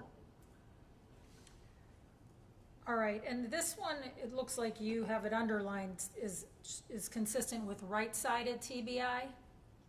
Yes, and right-sided TBI in particular is especially important in disinhibition of aggression in men. So if you look at women that have right-sided traumatic brain injury, they're much less likely to act out aggressively. But if you look at men with right-sided traumatic brain injury, especially in the temporal area, they're much more likely to act out aggressively. And that's because women's brains are cross-wired, so the right and left side of the brain have much more integration than the men, where the men's brain tend to be wired more within the same hemisphere. And so, in order to damage social processing in women, you have to damage pretty much both sides because there's some redundancy because of the cross-wiring. But because men don't have that cross-wiring, men don't have that kind of redundancy for damage to the right side of the brain. They can't draw upon connections to the left side of the brain because they aren't as present in them. Men tend to be wired differently than women, and and this is represent the vulnerability in men, and that's something that we see in Nealy. And this is the same side of the brain that he had the right temporal bone fracture when he fell. He had the right temporal epidural hematoma. So this is very consistent with his initial fall. The one that you referred to back in 2012, earlier? Yes. All right. And then slide 29, if you could explain that. So slide 29 shows that he has a significant decrease in the left caudate. And again, so this is consistent with his, multiple traumatic brain injuries, some that damage the right side, some that damage the left side. And the caudate nucleus in his case is more than 2 standard deviations lower than normal. And the caudate is an important part of what we call part of the brain involved in pro-social behavior. And so damage to the right caudate is going to impair your ability to engage in pro-social behavior to observe social norms. So, Dr. Wu, when you used the word pro-social earlier also, so I'm going to ask this question now that you've mentioned it again. When I think we as lay people think of pro-social, we think the opposite of that obviously is antisocial. So the fact that you're using this phrase pro-social, does that, or lacking pro-social, does that mean that Mr. Nealy has antisocial personality disorder? No. People with traumatic brain injury can act in antisocial ways because of damage to the brain. Antisocial personality disorder, by DSM criteria, requires that your brain not be damaged by traumatic brain injury, and you behave in that way. So if someone has traumatic brain injury, that is going to exclude antisocial personality disorder, because you can explain antisocial personality disorder by the neurological injury. And so true antisocial personality disorder, people who don't have traumatic brain injury, then act in an antisocial way. And so while the behavior may appear similar in ways, the underlying etiology is very different. In one case, the person with antisocial personality disorder acts that way, even though they don't have traumatic brain injury, whereas someone who has traumatic brain injury may not have acted in an antisocial manner before the brain injury, but start acting in an antisocial manner because areas of the brain that regulate social behavior and guilt and other things are damaged. So it doesn't mean that he's antisocial personality disorder. It does mean that he may engage in antisocial behavior like murder, but it's not because he's an antisocial personality disorder. It's because of neurological damage from traumatic brain injury. So did I understand you correctly to say that in order to be diagnosed with antisocial personality disorder, you cannot have traumatic brain injury? Yes, according to the DSM, there is an exclusion, and this is often ignored by many experts who don't pay attention to the DSM criteria carefully. But if an individual has a traumatic brain injury, which is known to result in antisocial behavior, you cannot say that this person has antisocial personality disorder when the behavior can be accounted for neurologically. So, and I know this, I'm going to bring this up now because I know it was asked of you previously by the state.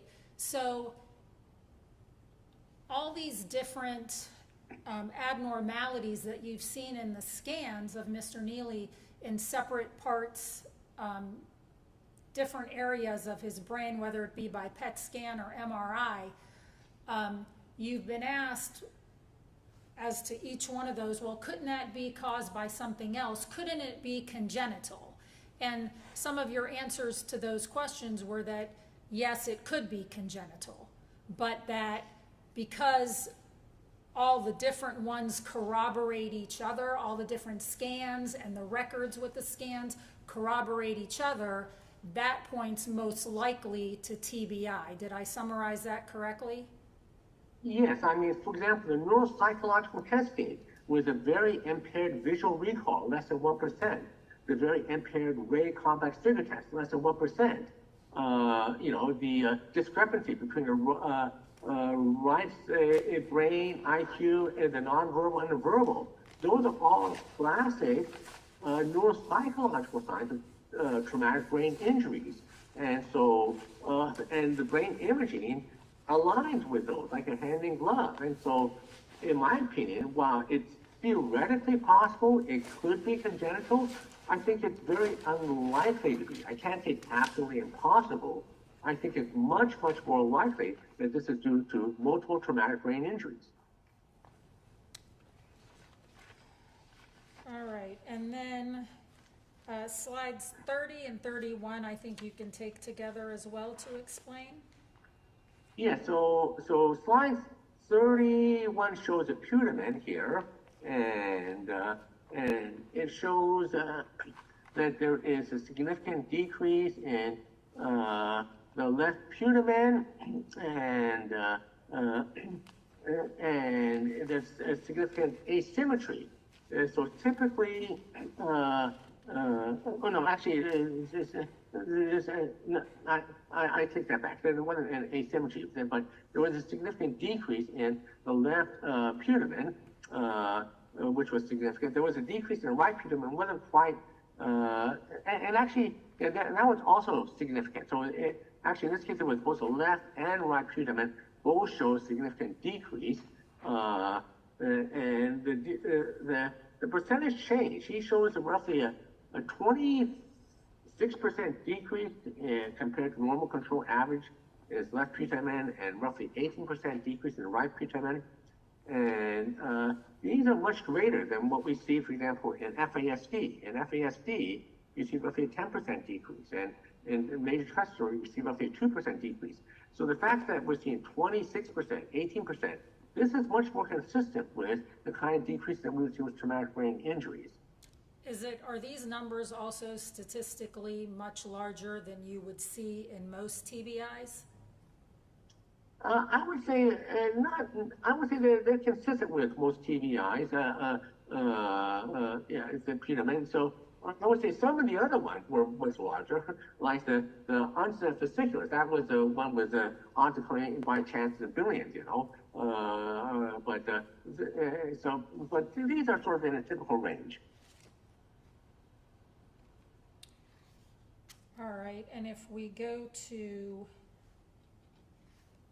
I think you've already talked about 32, 33, so 34 and 35. So So 34 and 35 talk about something called the ventral diencephalon. And the ventral diencephalon is a part of the brain that is contains this critical region called the STN. So I have circled the ventral diencephalon, and you can see that orange region in there called the STN, and that is an area of the brain that is important for the hyperdirect, fast emergency braking. And we're seeing that he shows a significant decrease in this part of the brain that is, that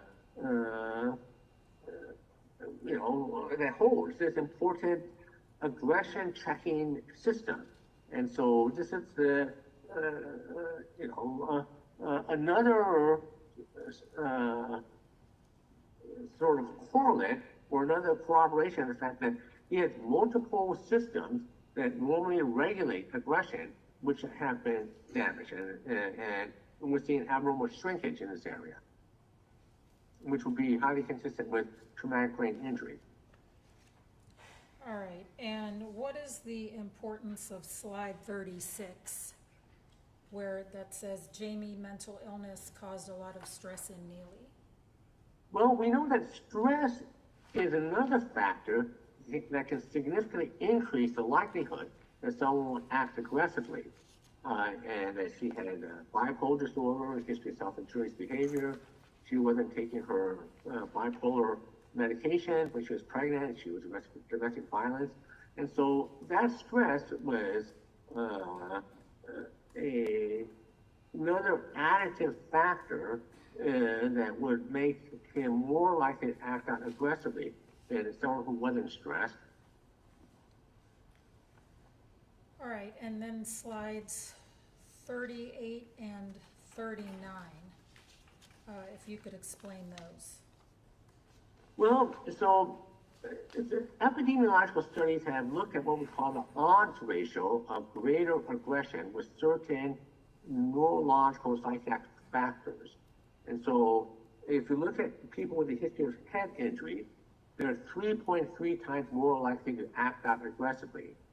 If you look at people with early adverse childhood experiences, they're 5.78 times more likely to act out aggressively. If you look at people with PTSD, they're at least twice as likely to act out aggressively. If you look at people with stress, they're twice as likely to act out aggressively. If you look at ADD, that's almost 10 times more likely to act out aggressively. Psychosis is another 4 times. So if you look at each of these, and then you look at the multiplicative odds of someone who has all of these, you would take each one of these odds ratios and multiply them by each other. So you take 3.3 times 5.78, which would be 19 times more likely to be aggressive, times 2.11 for PTSD, which makes it 40 times more likely to be aggressive, times twice for stress, which makes it 81 times more likely to be aggressive, plus 10 times for ADD, which makes it 800 times more likely to be aggressive, plus psychoses, which will make it 3,200 times more likely to act out aggressively than someone who did have, all these independent factors. And then your last slide? And these are both as it pertains to Mr. Nealy. I think that the odds ratio of 3.33 with TBI is probably low for Nealy. So I think that the odds ratio of him acting out aggressively because of his brain injuries is higher because he has so many different systems which normally act as a circuit breaker or check on aggression, which have been taken out: the orbitofrontal lobe, the cerebellar firmus, the putamen, the subthalamic nucleus, the cortical pontine fibers, the right side temporal lobe of the brain. All of these, I think, make his ability to regulate aggressive impulse, I think, much higher than 3.33 in my opinion. And so I think that, if anything, the previous slide would tend to understand what I think is a true likelihood he's being neurologically impaired in terms of ability to regulate aggressive impulses, especially when he's under stress. All right, and has everything you testified to this morning been within a reasonable degree of medical certainty? Yes. And your findings on this, I think I've established this, but your findings on the scans, the different scans, whether it's using PET, MRI, DTI, qualitative volumetrics, those corroborate each other in terms of your findings and the TBIs and so forth, as well as in conjunction corroboration from the records and Mr. Nealy's history and testimony from other experts. That's correct. I think that there is multiple cross-correlations or cross-validation in his case. I'm sorry, what was the last part? Oh, cross-validation, so that you can validate the likelihood that someone has traumatic brain injury when you see that there are two different modalities which both independently show abnormalities consistent with a traumatic brain injury.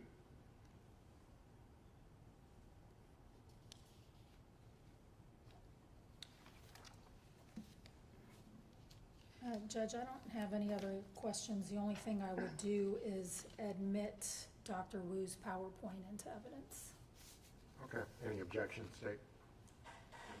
All right, so, And I believe the court has had that for reference all along. Do we want to make that a court or as Exhibit A from the Spencer hearing? okay. I think we usually go with numbers, so we can say Spencer hearing, defense exhibit number 1. Thank you. Okay. All right, and then why don't you put one of yours into evidence? I'll keep this. We'll do that. Okay. All right. State, any cross-examination?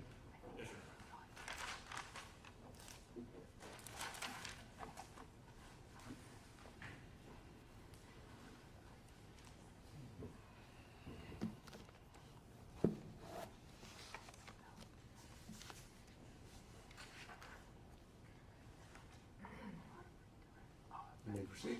Thank you, Judge. Dr. Wu, can you hear me? I can hear you, yes. Okay. You talked a lot about numbers and statistics during your direct examination, right, Dr. Wu? Yes. And those statistics are based on correlation between individuals in the sample set and the negative behaviors such as incidences of violence and impulsivity that you discussed in your direct, right? Yes. Now, those correlations don't establish a guaranteed behavioral outcome, right? No, they point to increased probability, but there's not a definite 100% certainty. Sure. And Mr. Nealy still has free will and the ability to manage his behavior in some way, right? He certainly has free will, and he certainly has some ability to manage his behavior. Now, you came to those numbers based on, or the brain injuries you said you identified in the scans in this case, right? Yes.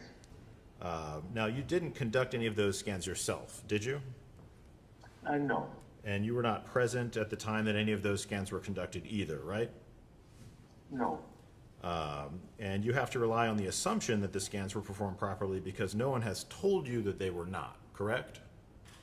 That's the standard protocol in the field. But yes, I'm relying on the standard protocol in the field. Okay. And you have to assume that the scans actually came from Shelby Nealy because that's what you were told as well, right? Well, you can check the metadata. The metadata indicates his name. And so unless someone wrote his name in the metadata, I think that, which I think would be highly unlikely in a professional setting, I think feel reasonably confident that it's his. Sure, but you don't have any personal knowledge one way or the other, right? I mean, I wasn't personally there. I didn't see the tech type his name in, but that's correct. Now, as far as you were aware, none of these scans were reviewed by a radiologist who identified anything, were they? I'm not aware. I haven't seen any other reports. Okay. So you made all. They may have been reviewed. If they were, I haven't seen those reports. Okay. You made all the impressions of these scans yourself, right? That's correct. And you would agree that medical scans alone cannot establish a medical diagnosis, right? That's correct. You can't make a diagnosis from just scans by itself. Okay. Now, the practice of medicine is divided into a number of different specialties, right? Yes, And you are a board-certified psychiatrist, correct? that's correct. And what body manages or administers board certification for psychiatrists? I think it's the American Board of Psychiatry and Neurology. Okay. And that board certification itself is an important professional milestone, right? It is. Can you explain the process that you went through to become board certified in psychiatry? Well, I completed a residency that made me board eligible, and then I completed a written examination, and I did a practical clinical evaluation in front of a panel of judges. And so after you completed the residency and training, that evaluation that you referred to, that would be testing to show your knowledge in the area, right? That's correct. And the board certification process is the process through which the medical community verifies the knowledge and expertise of a medical doctor in a particular specialty, right? That's correct. Now, after that, you said you worked as a professor at the same school you attended until you retired approximately a decade ago and became a professor emeritus, correct? That's correct. And you have described yourself as a neuropsychiatrist at times. That's correct. But there is no board certification process to certify your knowledge in neuropsychiatry specifically, right? Not that I'm aware of. Okay. So there is no testing or any process through which an impartial board or group of any kind verified any specialized knowledge in that field, correct? Not that I'm aware of. So in reality, any psychiatrist who fancies himself a neuropsychiatrist could simply call himself that, perhaps because he finds it more impressive or that's the area he finds interesting, but there isn't anyone to certify a sufficient knowledge base for that, correct? That's true. Now, there is such a process for neurology, right? There is a posture neurology, that's correct. Okay. And the board certification process is, in fact, also granted through the same Board of Psychiatry and Neurology that granted your board certification, correct? That's correct. And you have not gone through the process to become a board certified neurologist, right? That's correct. Now, there is some overlap between psychiatry and neurology, which is why it's a joint board. So psychiatry has a significant chunk of neurology, and neurology has a significant chunk of psychiatry. Now, there's also a similar process for radiology, right? There is. And throughout the course of your career, you never became a board certified radiologist, did you? No, I've never been a board certified radiologist. Okay. And would it be fair to describe radiology as the branch of medicine that uses imaging and technology to diagnose and treat disease? Yes. And so, to be clear, you are not board certified in the branch of medicine that uses imaging and technology to diagnose and treat disease then, right? That's correct. But despite that lack of certification, you were the person who examined the scans in this case, and the impressions you made of the images are how you drew your conclusions, right? Can you repeat the question? I didn't quite hear what you were asking. Despite your lack of certification in that specialty, you are the person who made the impressions in these scans so that you could draw your conclusions, correct? That's correct. Okay. And you never conducted a medical examination of Mr. Nealy yourself, right? That's correct. In fact, you have never even spoken to Mr. Nealy. Is that true? That's correct. And you did not interview other people in relation to this case either, right? I did not interview anyone else. I read a lot of transcripts, but I didn't interview anyone. Okay. So you based your conclusions on reading older reports and medical records, that indicated Mr. Nealy had previously suffered from head injuries, as well as watching the interview with the detective and reading the transcripts of several defense experts, specifically Dr. Woe, Dr. Holmes, and Dr. Campbell, correct? That's correct. Now, you mentioned that you had started your initial analysis first, but you didn't render any conclusions until after you had reviewed all that material, right? That's correct. Now, a complete review of Mr. Nealy's history and behavior is important to the diagnosis process, right? It is. And you came to your final conclusions in this case and prepared your testimony after you reviewed the testimony of the other defense experts, right? That's correct. Now, I'm sure the court was shocked to hear this, but your conclusions were essentially that all the problems identified by the other experts were corroborated in what you saw in the scans, right? I believe that to be true, yes. And based on that, you did some mathematical calculations and alleged that the problems, and that the alleged problems come to a likelihood that each of the injuries would affect Mr. Nealy's behavior in some specific way, right? Yes. And in your review of all this, you noted that there was an incident where Mr. Nealy attacked and strangled his first wife, and that reinforced your conclusions, right? Yes, it seems like from what I read that occurred after his first head injury. And that would have been on slide 11 of your presentation, where you noted that Mr. Nealy suffered the head trauma on December 16th, 2012, right? That first Yes. head trauma? Okay. Right. And you indicated on that slide that there was evidence that Mr. Nealy became more violent after the head injury, and you pointed to the episode where Mr. Nealy had beaten and strangled his first wife because she said, "Don't smoke marijuana around the baby," right? Yes. Where did you get the date for that incident? It was in one of the records I reviewed. I mean, I can dig it up, but I don't have it in memory.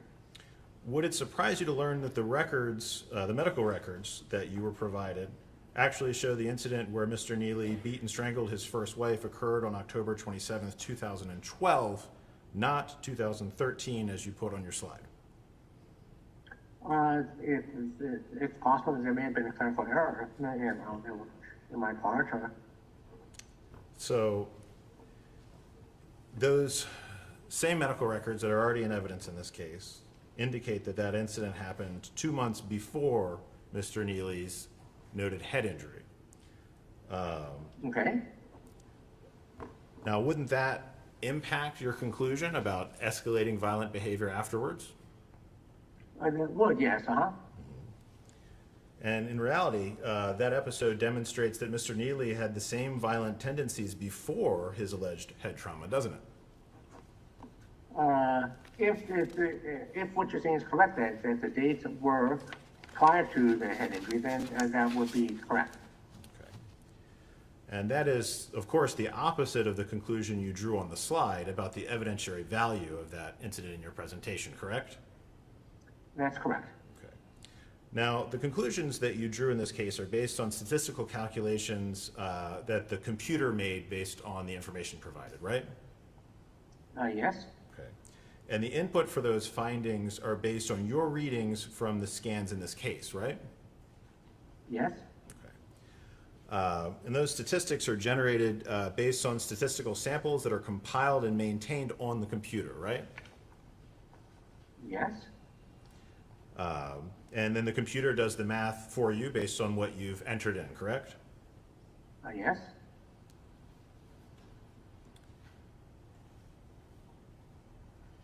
But ultimately, the results are based on the inputs that you've made, correct? Yes. Okay. And we have to trust that the numbers that you have put in for the computer are accurate for those results to really mean anything, right? That's correct. Okay. Dr. Wu, are you familiar with saying garbage in, garbage out? I am. Okay. Now, you've noticed, or you've noted, the impact of the wrong date on the slide that we've just discussed, and you also noted in your direct examination that there were 2 slides where you put the wrong numbers in the statistics that you wrote out regarding the probabilities from the calculations that you made, correct? That's correct. And you were aware of those errors last week when it came up in the deposition, correct? Yes. And you chose not to correct those between then and now, right? Well, I wasn't sure that I could correct it, and once the slides were turned in and given to you, so I would just discuss it. Okay. Now, if you made similar errors in the numbers that you input into the computer to come up with your calculations to begin with, you would have inaccurate results, right? Yes. And we've already addressed your attention to detail and the fact that there have already been multiple errors just in your presentation alone, right? There were, yes, I've made, I guess the date was wrong and the number of zeros I put in was incorrect, and those would be a couple of clerical errors. Okay. But the court would have to rely on all of the inputs that you made in your statistical calculations to be correct without any way of really checking that. Isn't that right? Well, other experts could rerun the test and they can verify for themselves. I mean, these are all replicable tests. Now, the majority of your work, or at least your income, now comes from fees generated from being hired as an expert witness, right? That's correct.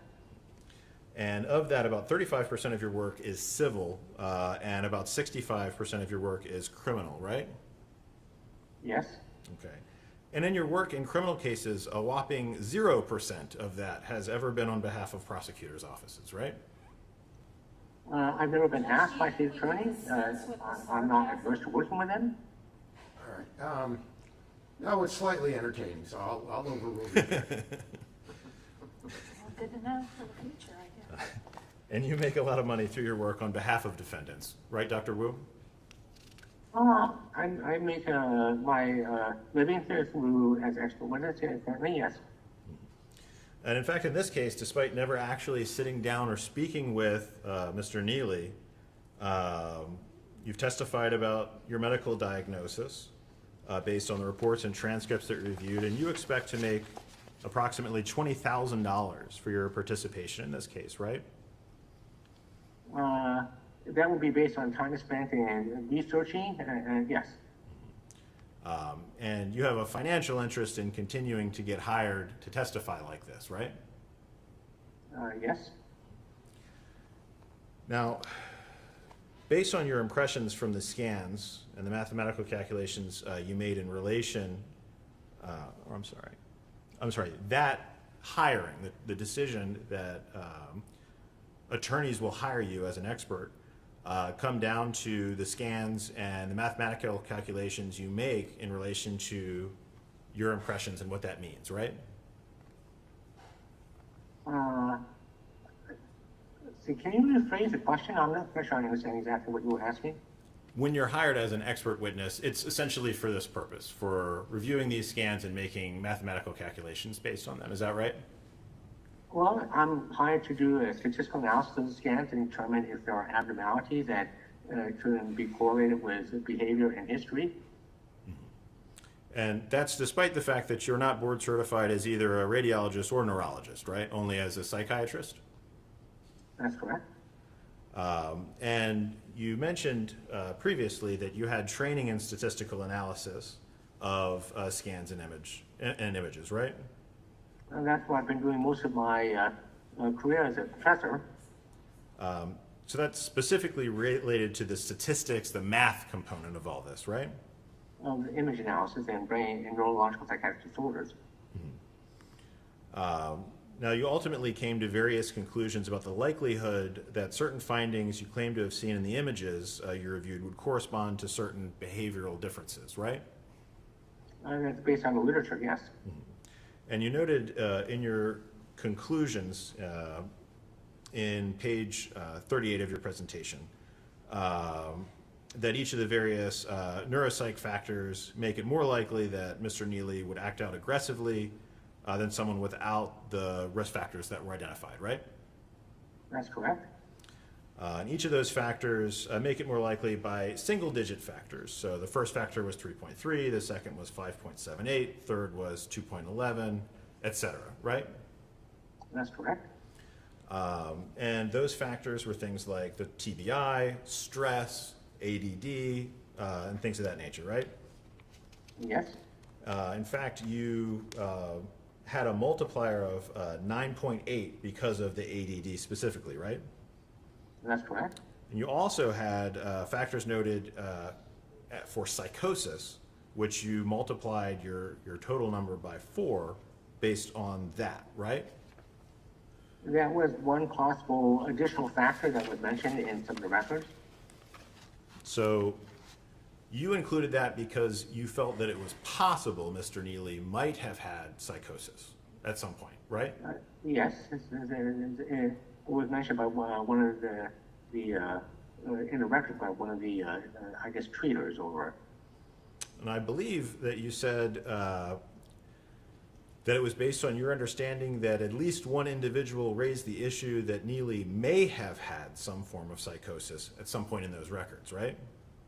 That's correct. So you didn't see anything formally diagnosing Mr. Nealy with psychosis, did you? No. And did you formally diagnose Mr. Nealy with psychosis? No. But you included that in your calculations and multiplied your numbers by 4 based on the possibility that he might have had psychosis at some point, right? That's correct. And when you multiplied all those factors together, all those single-digit multipliers, you multiplied with each other and came to the rather high number of 3,202.8 times more likely that Mr. Nealy would be to act out violently than someone without those factors, right? That's correct. And in coming to that number, you assigned a factor for stress where you multiplied your numbers by 2.03, right? Yes. And the thing that was stressing Mr. Nealy out at the time of these 3 murders was that he might get caught for having previously killed his wife, right? That's correct. So your numbers were multiplied by 2.03 because he was stressed that he might get caught, and by 4 because someone said at some point in his life that he might have psychosis, right? That's correct. And 9.8 times was assessed for ADD, right? That's correct. Really, it's not a very high bar for what you include in this multiplication equation that you've come up with, is it? Well, I would say the psychosis is probably the only iffy factor. If you exclude psychoses, it would still be 800 times. Now, you also mentioned in your presentation the famous case of Phineas Gage with a tamping rod that went through his skull and damaged the frontal lobe of his brain, right? Correct. That was a much more significant injury than anything Mr. Nealy was ever alleged to have had, right? Yes, it was certainly much greater, but it was in the precisely same area. Mm-hmm. And it would have had a much more significant injury that would have had more significant effect on Mr. Gage than anything that happened to Mr. Nealy, right? Yes. Okay. Now, regardless, your impression that based on the factors you discussed, Mr. Nealy, your impression was that based on the factors, Mr. Nealy is just inherently more violent, more likely to engage in violence than the average person, right? It is more neurological compromise in his ability to regulate aggression because of multiple factors, yes. Well, but based on those factors, you assert that he is 3,202.8 times more likely to respond violently than the average person, right? With this combination of factors, yes. Mm-hmm. That's a very big number. That sounds pretty bad, right? It is a large number, yes. Mm-hmm. Now, would it surprise you that another defense expert testified in this case who you did not get to review, and that was Raul Banasco, who testified that Mr. Nealy had been a model inmate and he had not had any issues controlling his behavior in custody? That would not surprise me if someone's in a structured setting and again, that's certainly what we call an external constraint, you know.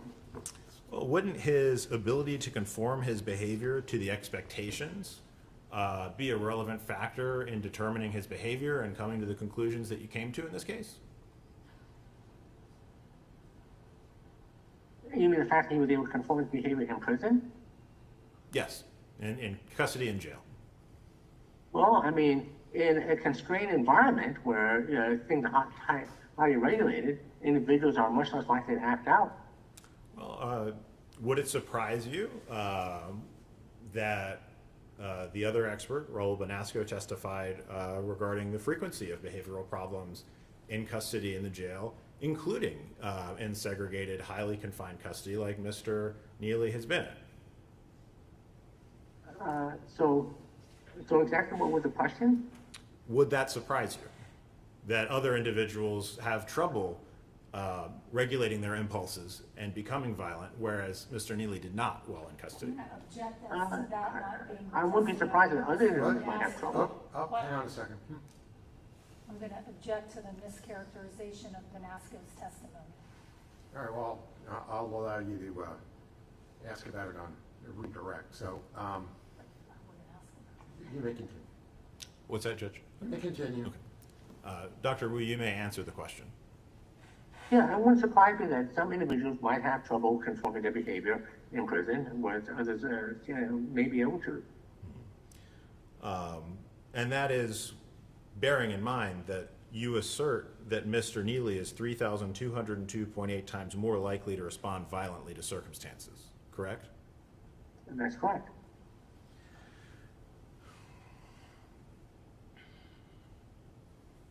Now, so you're saying that it does not surprise you that Mr. Nealy has been able to behave himself in jail despite the increased likelihood that you feel that he will act impulsively or violently then, right? Some individuals respond very well to external constraints, some don't. And really that's because the factors that you've reviewed and discussed here are about likelihoods and possibilities, but it wouldn't indicate that anyone becomes some sort of hyper-violent automaton who can't control himself, right? I would say that individuals are more likely under stress and in an unconstrained environment with multiple neurological lesions to act out aggressively than if they were in a constrained environment. So if Mr. Nealy was in a more stressful situation, do you feel that it would be more likely that he would respond violently? I think that he would, if he was stressed, that there is, that he would have a greater likelihood of acting out. But again, these are probabilities and uncertainties. So if Mr. Nealy had indicated that he would find being in the general population of the jail or prison to be more stressful, do you think it's more likely that he would be more violent than he's been in custody so far? Objection beyond the scope of direct. All right, overruled. You may answer, Dr. Wu. I would say that he would be at greater risk of acting out if he was more stressed. But again, I'm not saying that these are certainties. So I think it's important then, what you're stressing then, that Mr. Nealy is still capable of regulating his behavior and behaving in a pro-social manner, right? I think that he certainly has that capacity under certain settings, yes. Now on direct, you discussed impairment of the caudate, and that it's specifically associated with impaired ability to engage in cooperative and altruistic behavior like caring for children or something of that nature, right? Well, it doesn't mean that he has no capacity. It means that it's going to be impaired. Okay. So it's important to remember that it's impairment and it's not all or nothing, right? And that's correct. It's not an all or none. We're talking about gradation. So Mr. Nealy is still capable of cooperative or altruistic behavior despite the damage to the caudate, right? That's correct. Okay. On slide 32, you noted a damage to the putamen that was associated with impaired ability to regulate aggression, but similarly to the putamen, that does not mean that he cannot regulate his aggression, right? there's an impairment, but it doesn't mean that it's a all or none switch. On slide 34, you noted damage to the ventral diencephalon, which would impair Mr. Nealy's ability to properly regulate aggressive impulses. But similarly, it doesn't mean that he's incapable of it, right? And that's right. All of these are probabilities, not certainties. Okay. And you were also concerned that damage to the system, you noted responsible for fast emergency braking of behavior, could pose a problem for Mr. Nealy as well, right? Well, that's another system that is damaged, which helps regulate aggressive impulses. But despite that, Mr. Nealy still is capable of stopping himself from doing something that he shouldn't do, right? He has a greater chance of stopping himself when he's in a regulated, constrained environment, yes.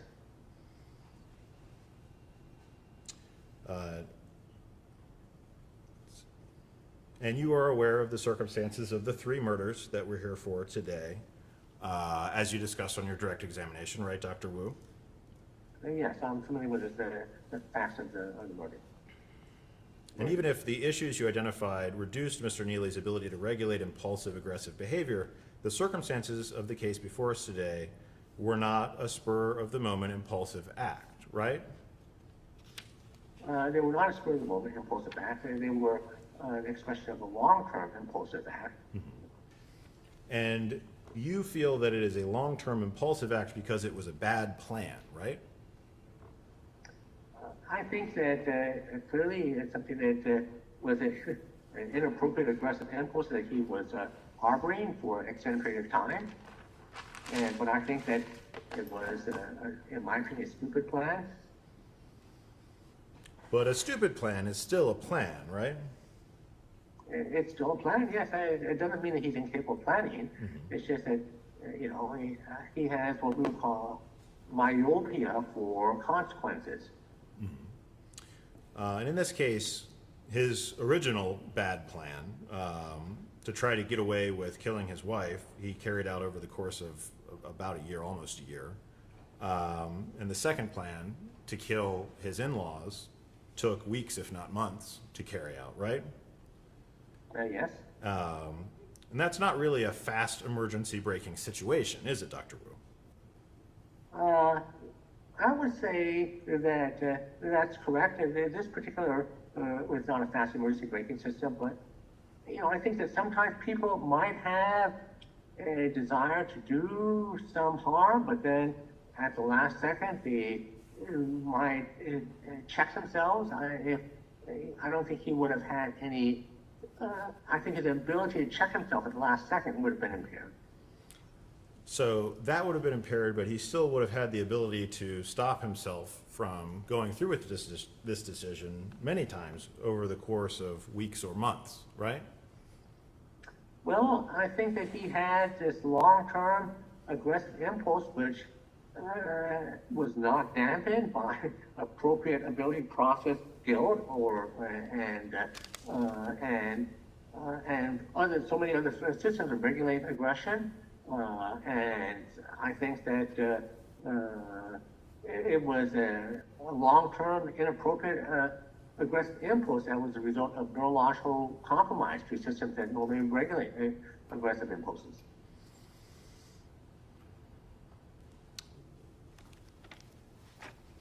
But as you noted, all of your findings indicate impairments and likelihoods, but he still has the ability to control himself. And he had many opportunities to control his behavior over the course of weeks or months. The fast emergency braking would only be relevant to the last moment before he murders someone, right? That would be relevant to the last moment he murdered, but I think that because of the neurological impairment and his ability to check his aggression and his impaired ability to experience, I think, a normal degree of guilt or morality because of neurological compromises and brain damage, I think that he harbored these long-term aggressive impulses, which he planned for, which resulted in the unfortunate demise of these 3 individuals. You also felt that Mr. Nealy's ability to feel shame or guilt for for his actions was impaired, right? I believe that he has some impairment in this area. I don't think that, again, it's an all or none switch. I'm not saying he has zero capacity, but I think that normally, people have all kinds of homicidal fantasies, not uncommon, but normally we check those because we think about the consequences, we feel guilty. I think that those kinds of ability to consider consequences or those feel guilty was neurologically compromised in Mr. Nealy. And you've referred to this feeling of guilt and shame as a third kind of breaker system to stop someone from Yes, I think that's right? part of what helps people to not act out their fantasies in general. Normal people have fantasies all the time, but you have these systems in place to check these fantasies. But as you said, it's not an on or off switch, it's just impairment, right? It's not a black or white, we're talking about a number of gradations, multiple systems. Now, if you're concerned that a subject is not showing the ability to feel guilt or shame over his actions, his behavior might indicate to you whether that's actually true in a given circumstance, right? I guess it depends on the circumstances. So, if someone was not feeling guilt or shame in the moment of their actions, you might not expect them to cover the faces of the victims that they've killed, would you? Again, it's not all or none. I mean, it doesn't mean that there's no capacity to have some shame and guilt after the fact. I mean, well, before then, you wouldn't expect that person to hesitate to kill his friend and brother-in-law then because he wanted to spend the last night with him and he claimed he didn't want his friend to suffer. Wouldn't that be a sign that he was feeling guilt and shame in that moment? He had some guilt, not enough to keep him from killing this individual for what I thought was a stupid reason. So Mr. Nealy's behavior demonstrated not only was he capable of feeling guilt or shame over his actions, he was at least feeling some during parts of this murder or these series of murders, right? I've not said that he had zero capacity to feel guilt or shame.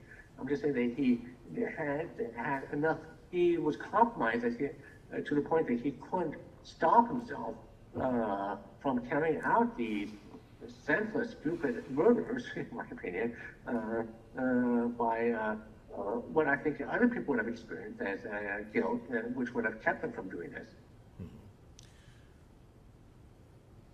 And so you would agree that Mr. Nealy had the capacity to feel guilt and shame just like he had the capacity to exercise self-control, right? He has some capacity, but I think that capacity is compromised to the extent that he actually carried out the murders. But it seems that you feel that Mr. Nealy's plan was so stupid, to use the word that you used, or so poorly thought out, so short of fail, that you still attribute those behaviors to what you've identified as Mr. Nealy's impaired impulse control and lack of feeling shame or guilt, right? I think that these were significant contributing factors, yes. And so you blame that poor impulse control and the lack of feeling guilt and shame for Mr. Nealy's actions, his behavior resulting in these murders, right? I think he was neurologically compromised in areas of the brain that have been shown to regulate aggression, the overfrontal lobe, the right temporal lobe, the subthalamus nucleus, cerebellum. He has multiple lesions in multiple areas of the brain. It's like, the brain had multiple checks on action and aggression. The brain injury disabled multiple systems, which I think are resulting in a much greater likelihood of his acting out aggressively because he was brain damaged in those areas. And you feel the evidence of that is because his plan was so bad, right?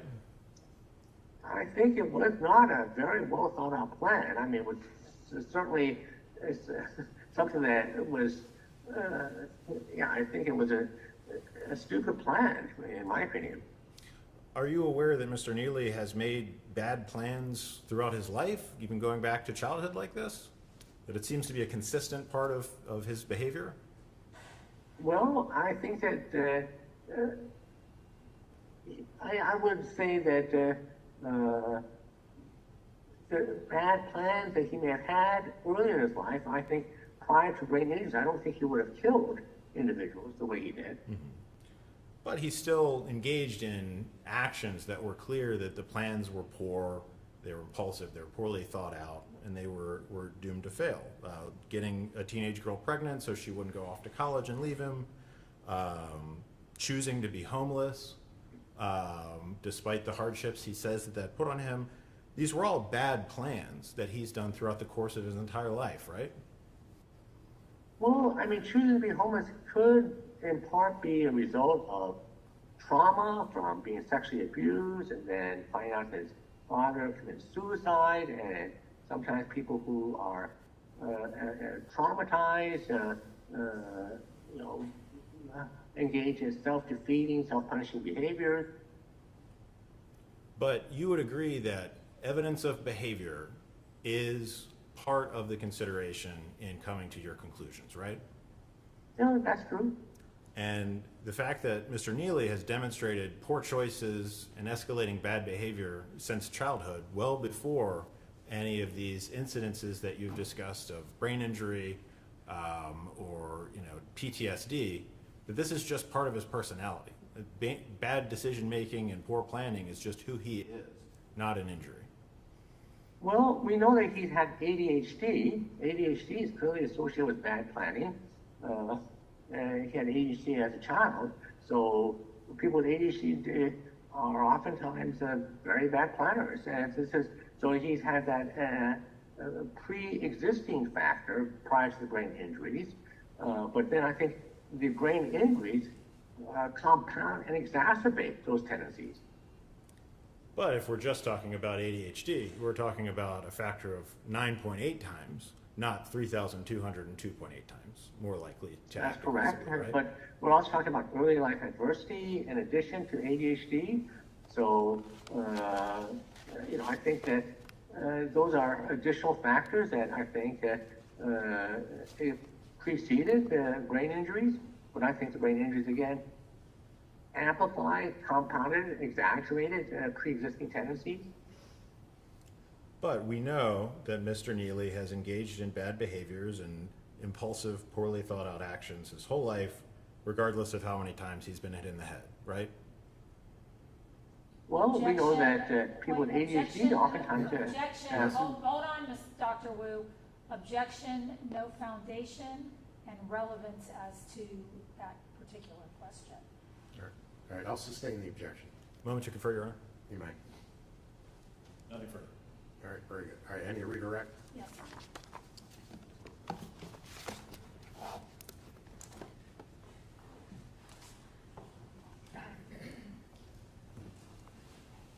Dr. Wu, you testified just a minute ago about self-defeating behavior and that being part of PTSD when the prosecutor was asking you about choosing to be homeless and those sorts of things in the past. As part of your clinical practice, have you seen these same sorts of things, actually not just your clinical practice, but even in your research? Yes, clearly people who are traumatized or depressed sometimes engage in self-defeating behavior. Yeah.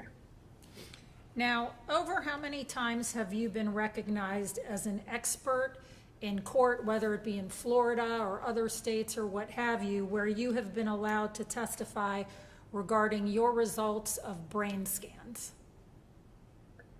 I would say in criminal matters at least 100 times, and in civil matters probably close to 100 times. And making these impressions and giving these opinions and analyzing these MRIs and PET scans, that's kind of part of the norm in your line of work. Would that be accurate, fair to say? Yes, it's kind of an extension of what I was doing as a professor. I was using these same tools, statistical analysis, to look at depression and dementia, traumatic brain injuries, but usually see same truth in these forensic cases. And do you need to see the clients in order to read their scans? No, I just need to scan. So I don't have to actually talk to the clients. And I can read their histories, and I can read other experts. I feel like talking to the client is not necessary when I have these kinds of additional records. And in the course of your own practice, would it be the norm for when a patient has gotten some type of scanning that those scans also come to you so that you can then see the patient? I would say, it's unusual for me to actually see the patient. In most cases, I just get the scans and records. But I'm talking about in a clinical setting. In a clinical sense, I see patients and sometimes I get scans on them and analyze the scan for clinical purposes. All right, and also,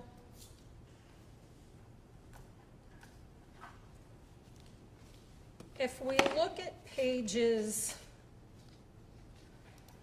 4 and 13, one is your report on the PET scan, one is your report on the MRI.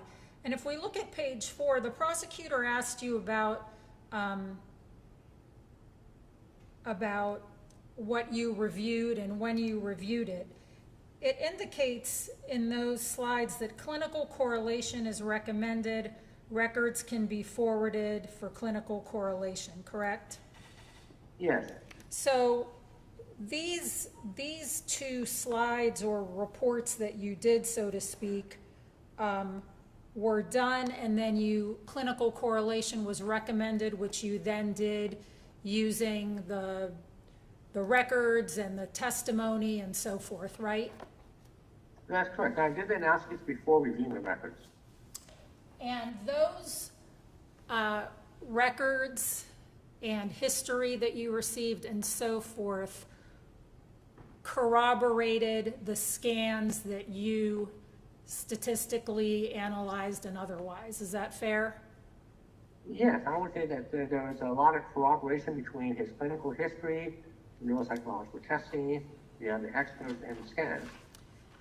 And then the records and history not only corroborated the scans that you analyzed, but the scans actually corroborated each other as well. Is that fair? That's correct, because they all show signs of brain injury that are quite robust. And then the places where the prosecutor pointed out to you that you corrected two of the slides, like one was 1,000 and should have said 10,000, when one was 1,000,000 and should have said 1,000,000,000. That was out to the side of those slides, but in the actual chart where you had the P score and the Z score, it was all correct there. Is that right? That's correct. The tables are correct. It's just that that's correct. All right, and then the prosecutor asked you about one of the incidences of being hit in the head. I'm not sure that he had the exact correct date, but was 2 months, just for sake of argument, was 2 months, before you had it written down. Mm-hmm. You had, I think, December, and the prosecutor was saying that it happened in October. If you look on slide 12, there were two more incidences of being hit in the head. Actually, one to the side of where one of the lesions was, that happened after that date. Happened in 2016, two of those, correct? That's correct, which would have been additional head injuries, which would have likely exacerbated previous head injuries.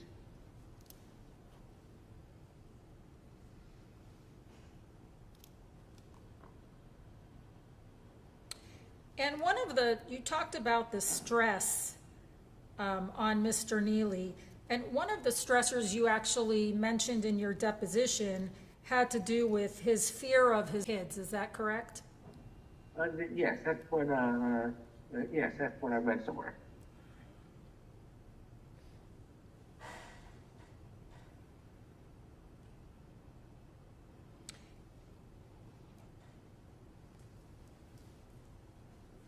And I think you testified to this on direct, but 50% of you would approximate that 50% of your time currently is spent on research and teaching, and 50% of your time is spent on expert issues?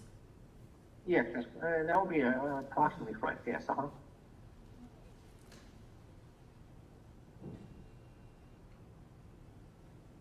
I don't have any other questions. All right. Thank you. All right, thank you, Dr. Wu. Okay, thank you, Your Honor. All right, so I don't know how much more we have to go. Does the defense have anything else in regard to a presentation today? No, Your Honor. All right, so no sense of taking a lunch or anything. So, State, you want to put on that small portion of the video? Yes, Judge, and just to keep the record clean, we would ask to admit this as stage 1 for the Spencer hearing. It's the same as the court exhibit, but. Judge, I'm going to object on the previous ground stated, as well as I'm adding relevance to that objection. All right, and again, it involves non-statutory mitigator number 4. Shelby Nealy pled guilty and accepted responsibility for the 3 murders in the case. Obviously, this is not something that the state could have put on during the original penalty phase because it was excluded then. So it will not be considered an aggravation in any way possible, and I'm not even sure that it is going to be found by the court to mitigate the mitigation or to rebut the mitigation, but I'll allow the state to play it. Well, that was, I guess I have another objection to add, because my question was going to be, what is their foundation for that it rebuts that mitigator? And I don't think there's any foundation because they don't know, because it's attorney-client privilege. And it's not what they said. I can tell the court that. Well, in the indictment, there were 3 counts, I believe, of animal abuse. Obviously, if he had gone to trial, the jury would have heard all about that. Oh, Not if he would have pled to those 3, but not the 3 murders. Not necessarily. no, I mean, the jury would have heard about it all. So the court excluded all of that because he pled to the murders. The jury didn't hear any of that, and that is one of the results of him entering a guilty plea to everything. So I'll allow the state to play it again. I've already read the transcript. It's no shock to anybody. So if the state wants to present that as a rebuttal to number 4, that's fine. So again, it'll be up to the court as to how much influence this has in regard to rebutting number 4, and it may not have any influence whatsoever. But I'll allow them to play. Sun was up. Yeah, it was like 8 to 10. And I had something on that. I had something on the phone. I totally forgot. Jesus Christ! Before I forget, there's a shit ton of evidence in that car. Okay, go ahead and write it down. And you said, go ahead. Can I ask you a question while you're writing? Please. I don't want to disrupt your chain of thought, but you said before the dogs. All right. Do you want me to turn it up all the way again like I had it before as far as the volume is Yeah, concerned? that's right. All right, so let's do that, and then you can start over again. I'll just... Okay. Go ahead. Can I ask you a question while you're writing?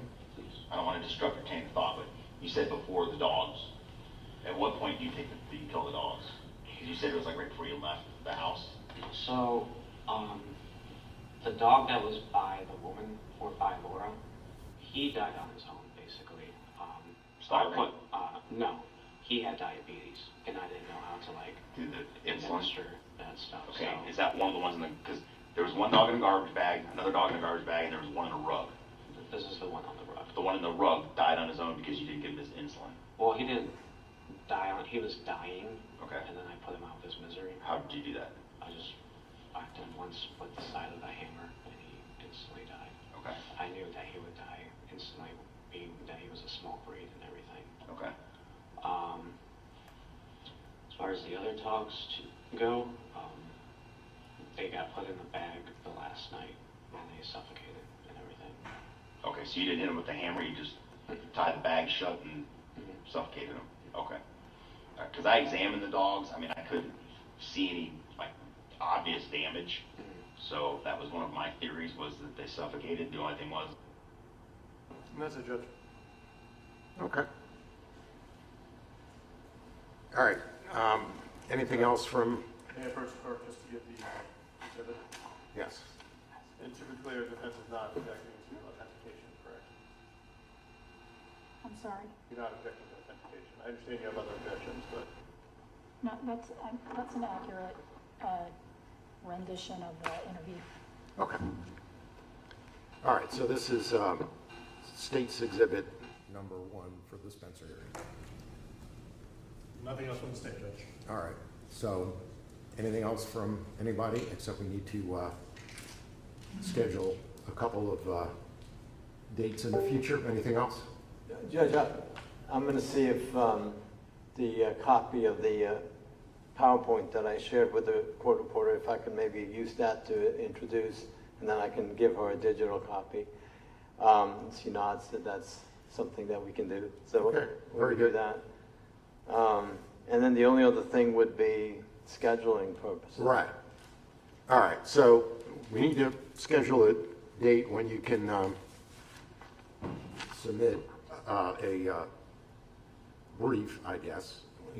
And again, it's not mandatory to do that. If you want to put something in writing in regard to things, you can go ahead and do that. And if you don't have to. I don't think it's mandatory. So we'll set that date, and then we'll set the sentencing date. All right, so I'm sure everyone wants to work on this during Christmas. So when would you like the date for when something in writing is due? So Judge, I'm guessing that by the time we get an order and so forth, and with the holidays and everything, I'm thinking probably 30 days for the transcript of this to be prepared. And then I'd ask for 60 days from then to submit a Spencer memo or a sentencing memo, because I have a death case currently scheduled to begin January 26th, and I also have another Spencer hearing this Friday, so I'm going to have to juggle the two of them. All right, so you're talking 90 days? Yes. I was hoping to get the sentencing by end of January, early February. I just can't. I mean, I don't know how else to say it. All right, so today's the 9th.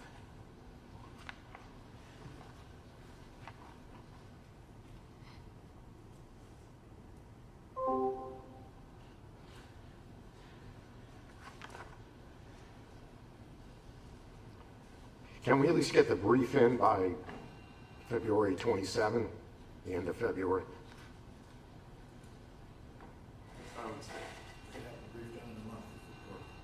Right. The 27th of February.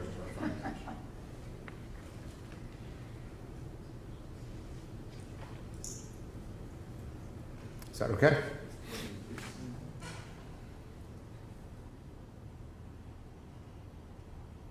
Court said February.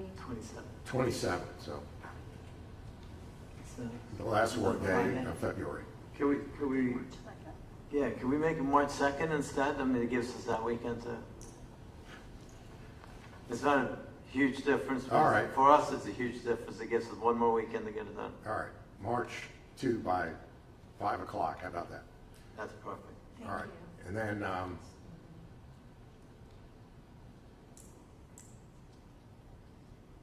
then we'll have the sentencing. Send that to your JA as well as file it. Yeah, What was that? yeah, Send it to the JA as well as file it. Okay. yeah. And then obviously, under the new law, I have to draft an order either way, no matter what the Right. sentence is now. That's new. Maybe April sentencing?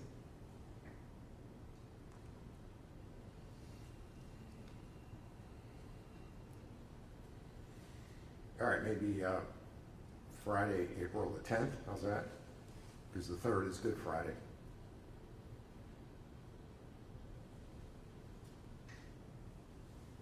I'm available. That's the earliest date we can get. I'm available, Your Honor. April 10th.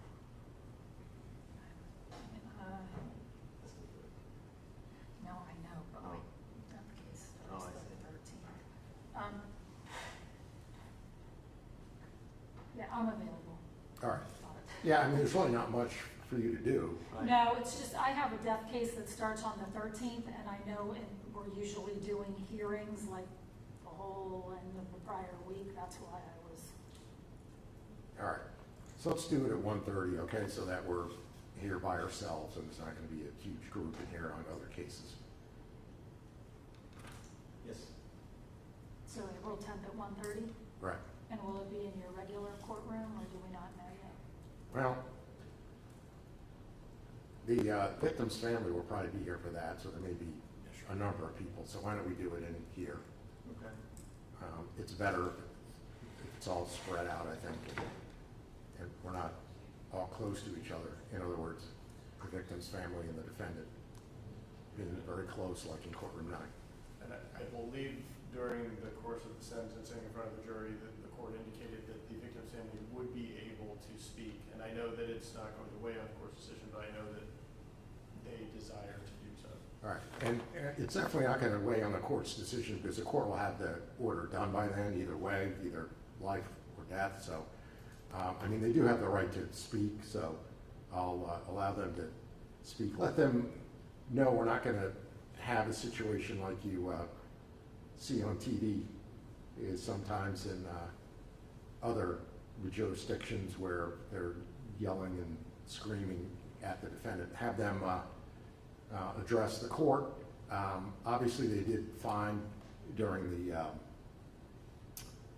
victim impact testimony, so if they can be as poised and professional at that as they were at the victim impact, the statements, that would be great. So they can address me and be poised and professional. I'm sure they can accomplish that. Just let them know, okay?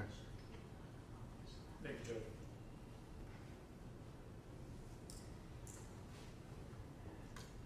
All right, and then if any of the victim's family wants to appear by Zoom, we can do that. I know that some of them are probably going to want to be here in person. Just let my JA know in advance if you want a Zoom link. Yes, Judge. Thank you, Judge. All right. I think that's it. Your Honor, would the court consider ordering the transcripts so that we make sure there are no delays for JAC and? Yeah, I will sign one of those today, okay? Okay. I think all the other transcripts have been done, Right. except for Dyer and this, because it just happened. Correct. So, I think we'll need more dire because of the motion for the trial. I'll do a motion to get more dire transcribed as well, because I think we're gonna need that in terms of motion for the trial. okay. All right. Thank you, Judge. Okay, yeah, so they just need defense exhibit 1. Yes, so I'm gonna we'll go put get that it as together. soon as we're done. All right, we're done. Thank you. Yeah.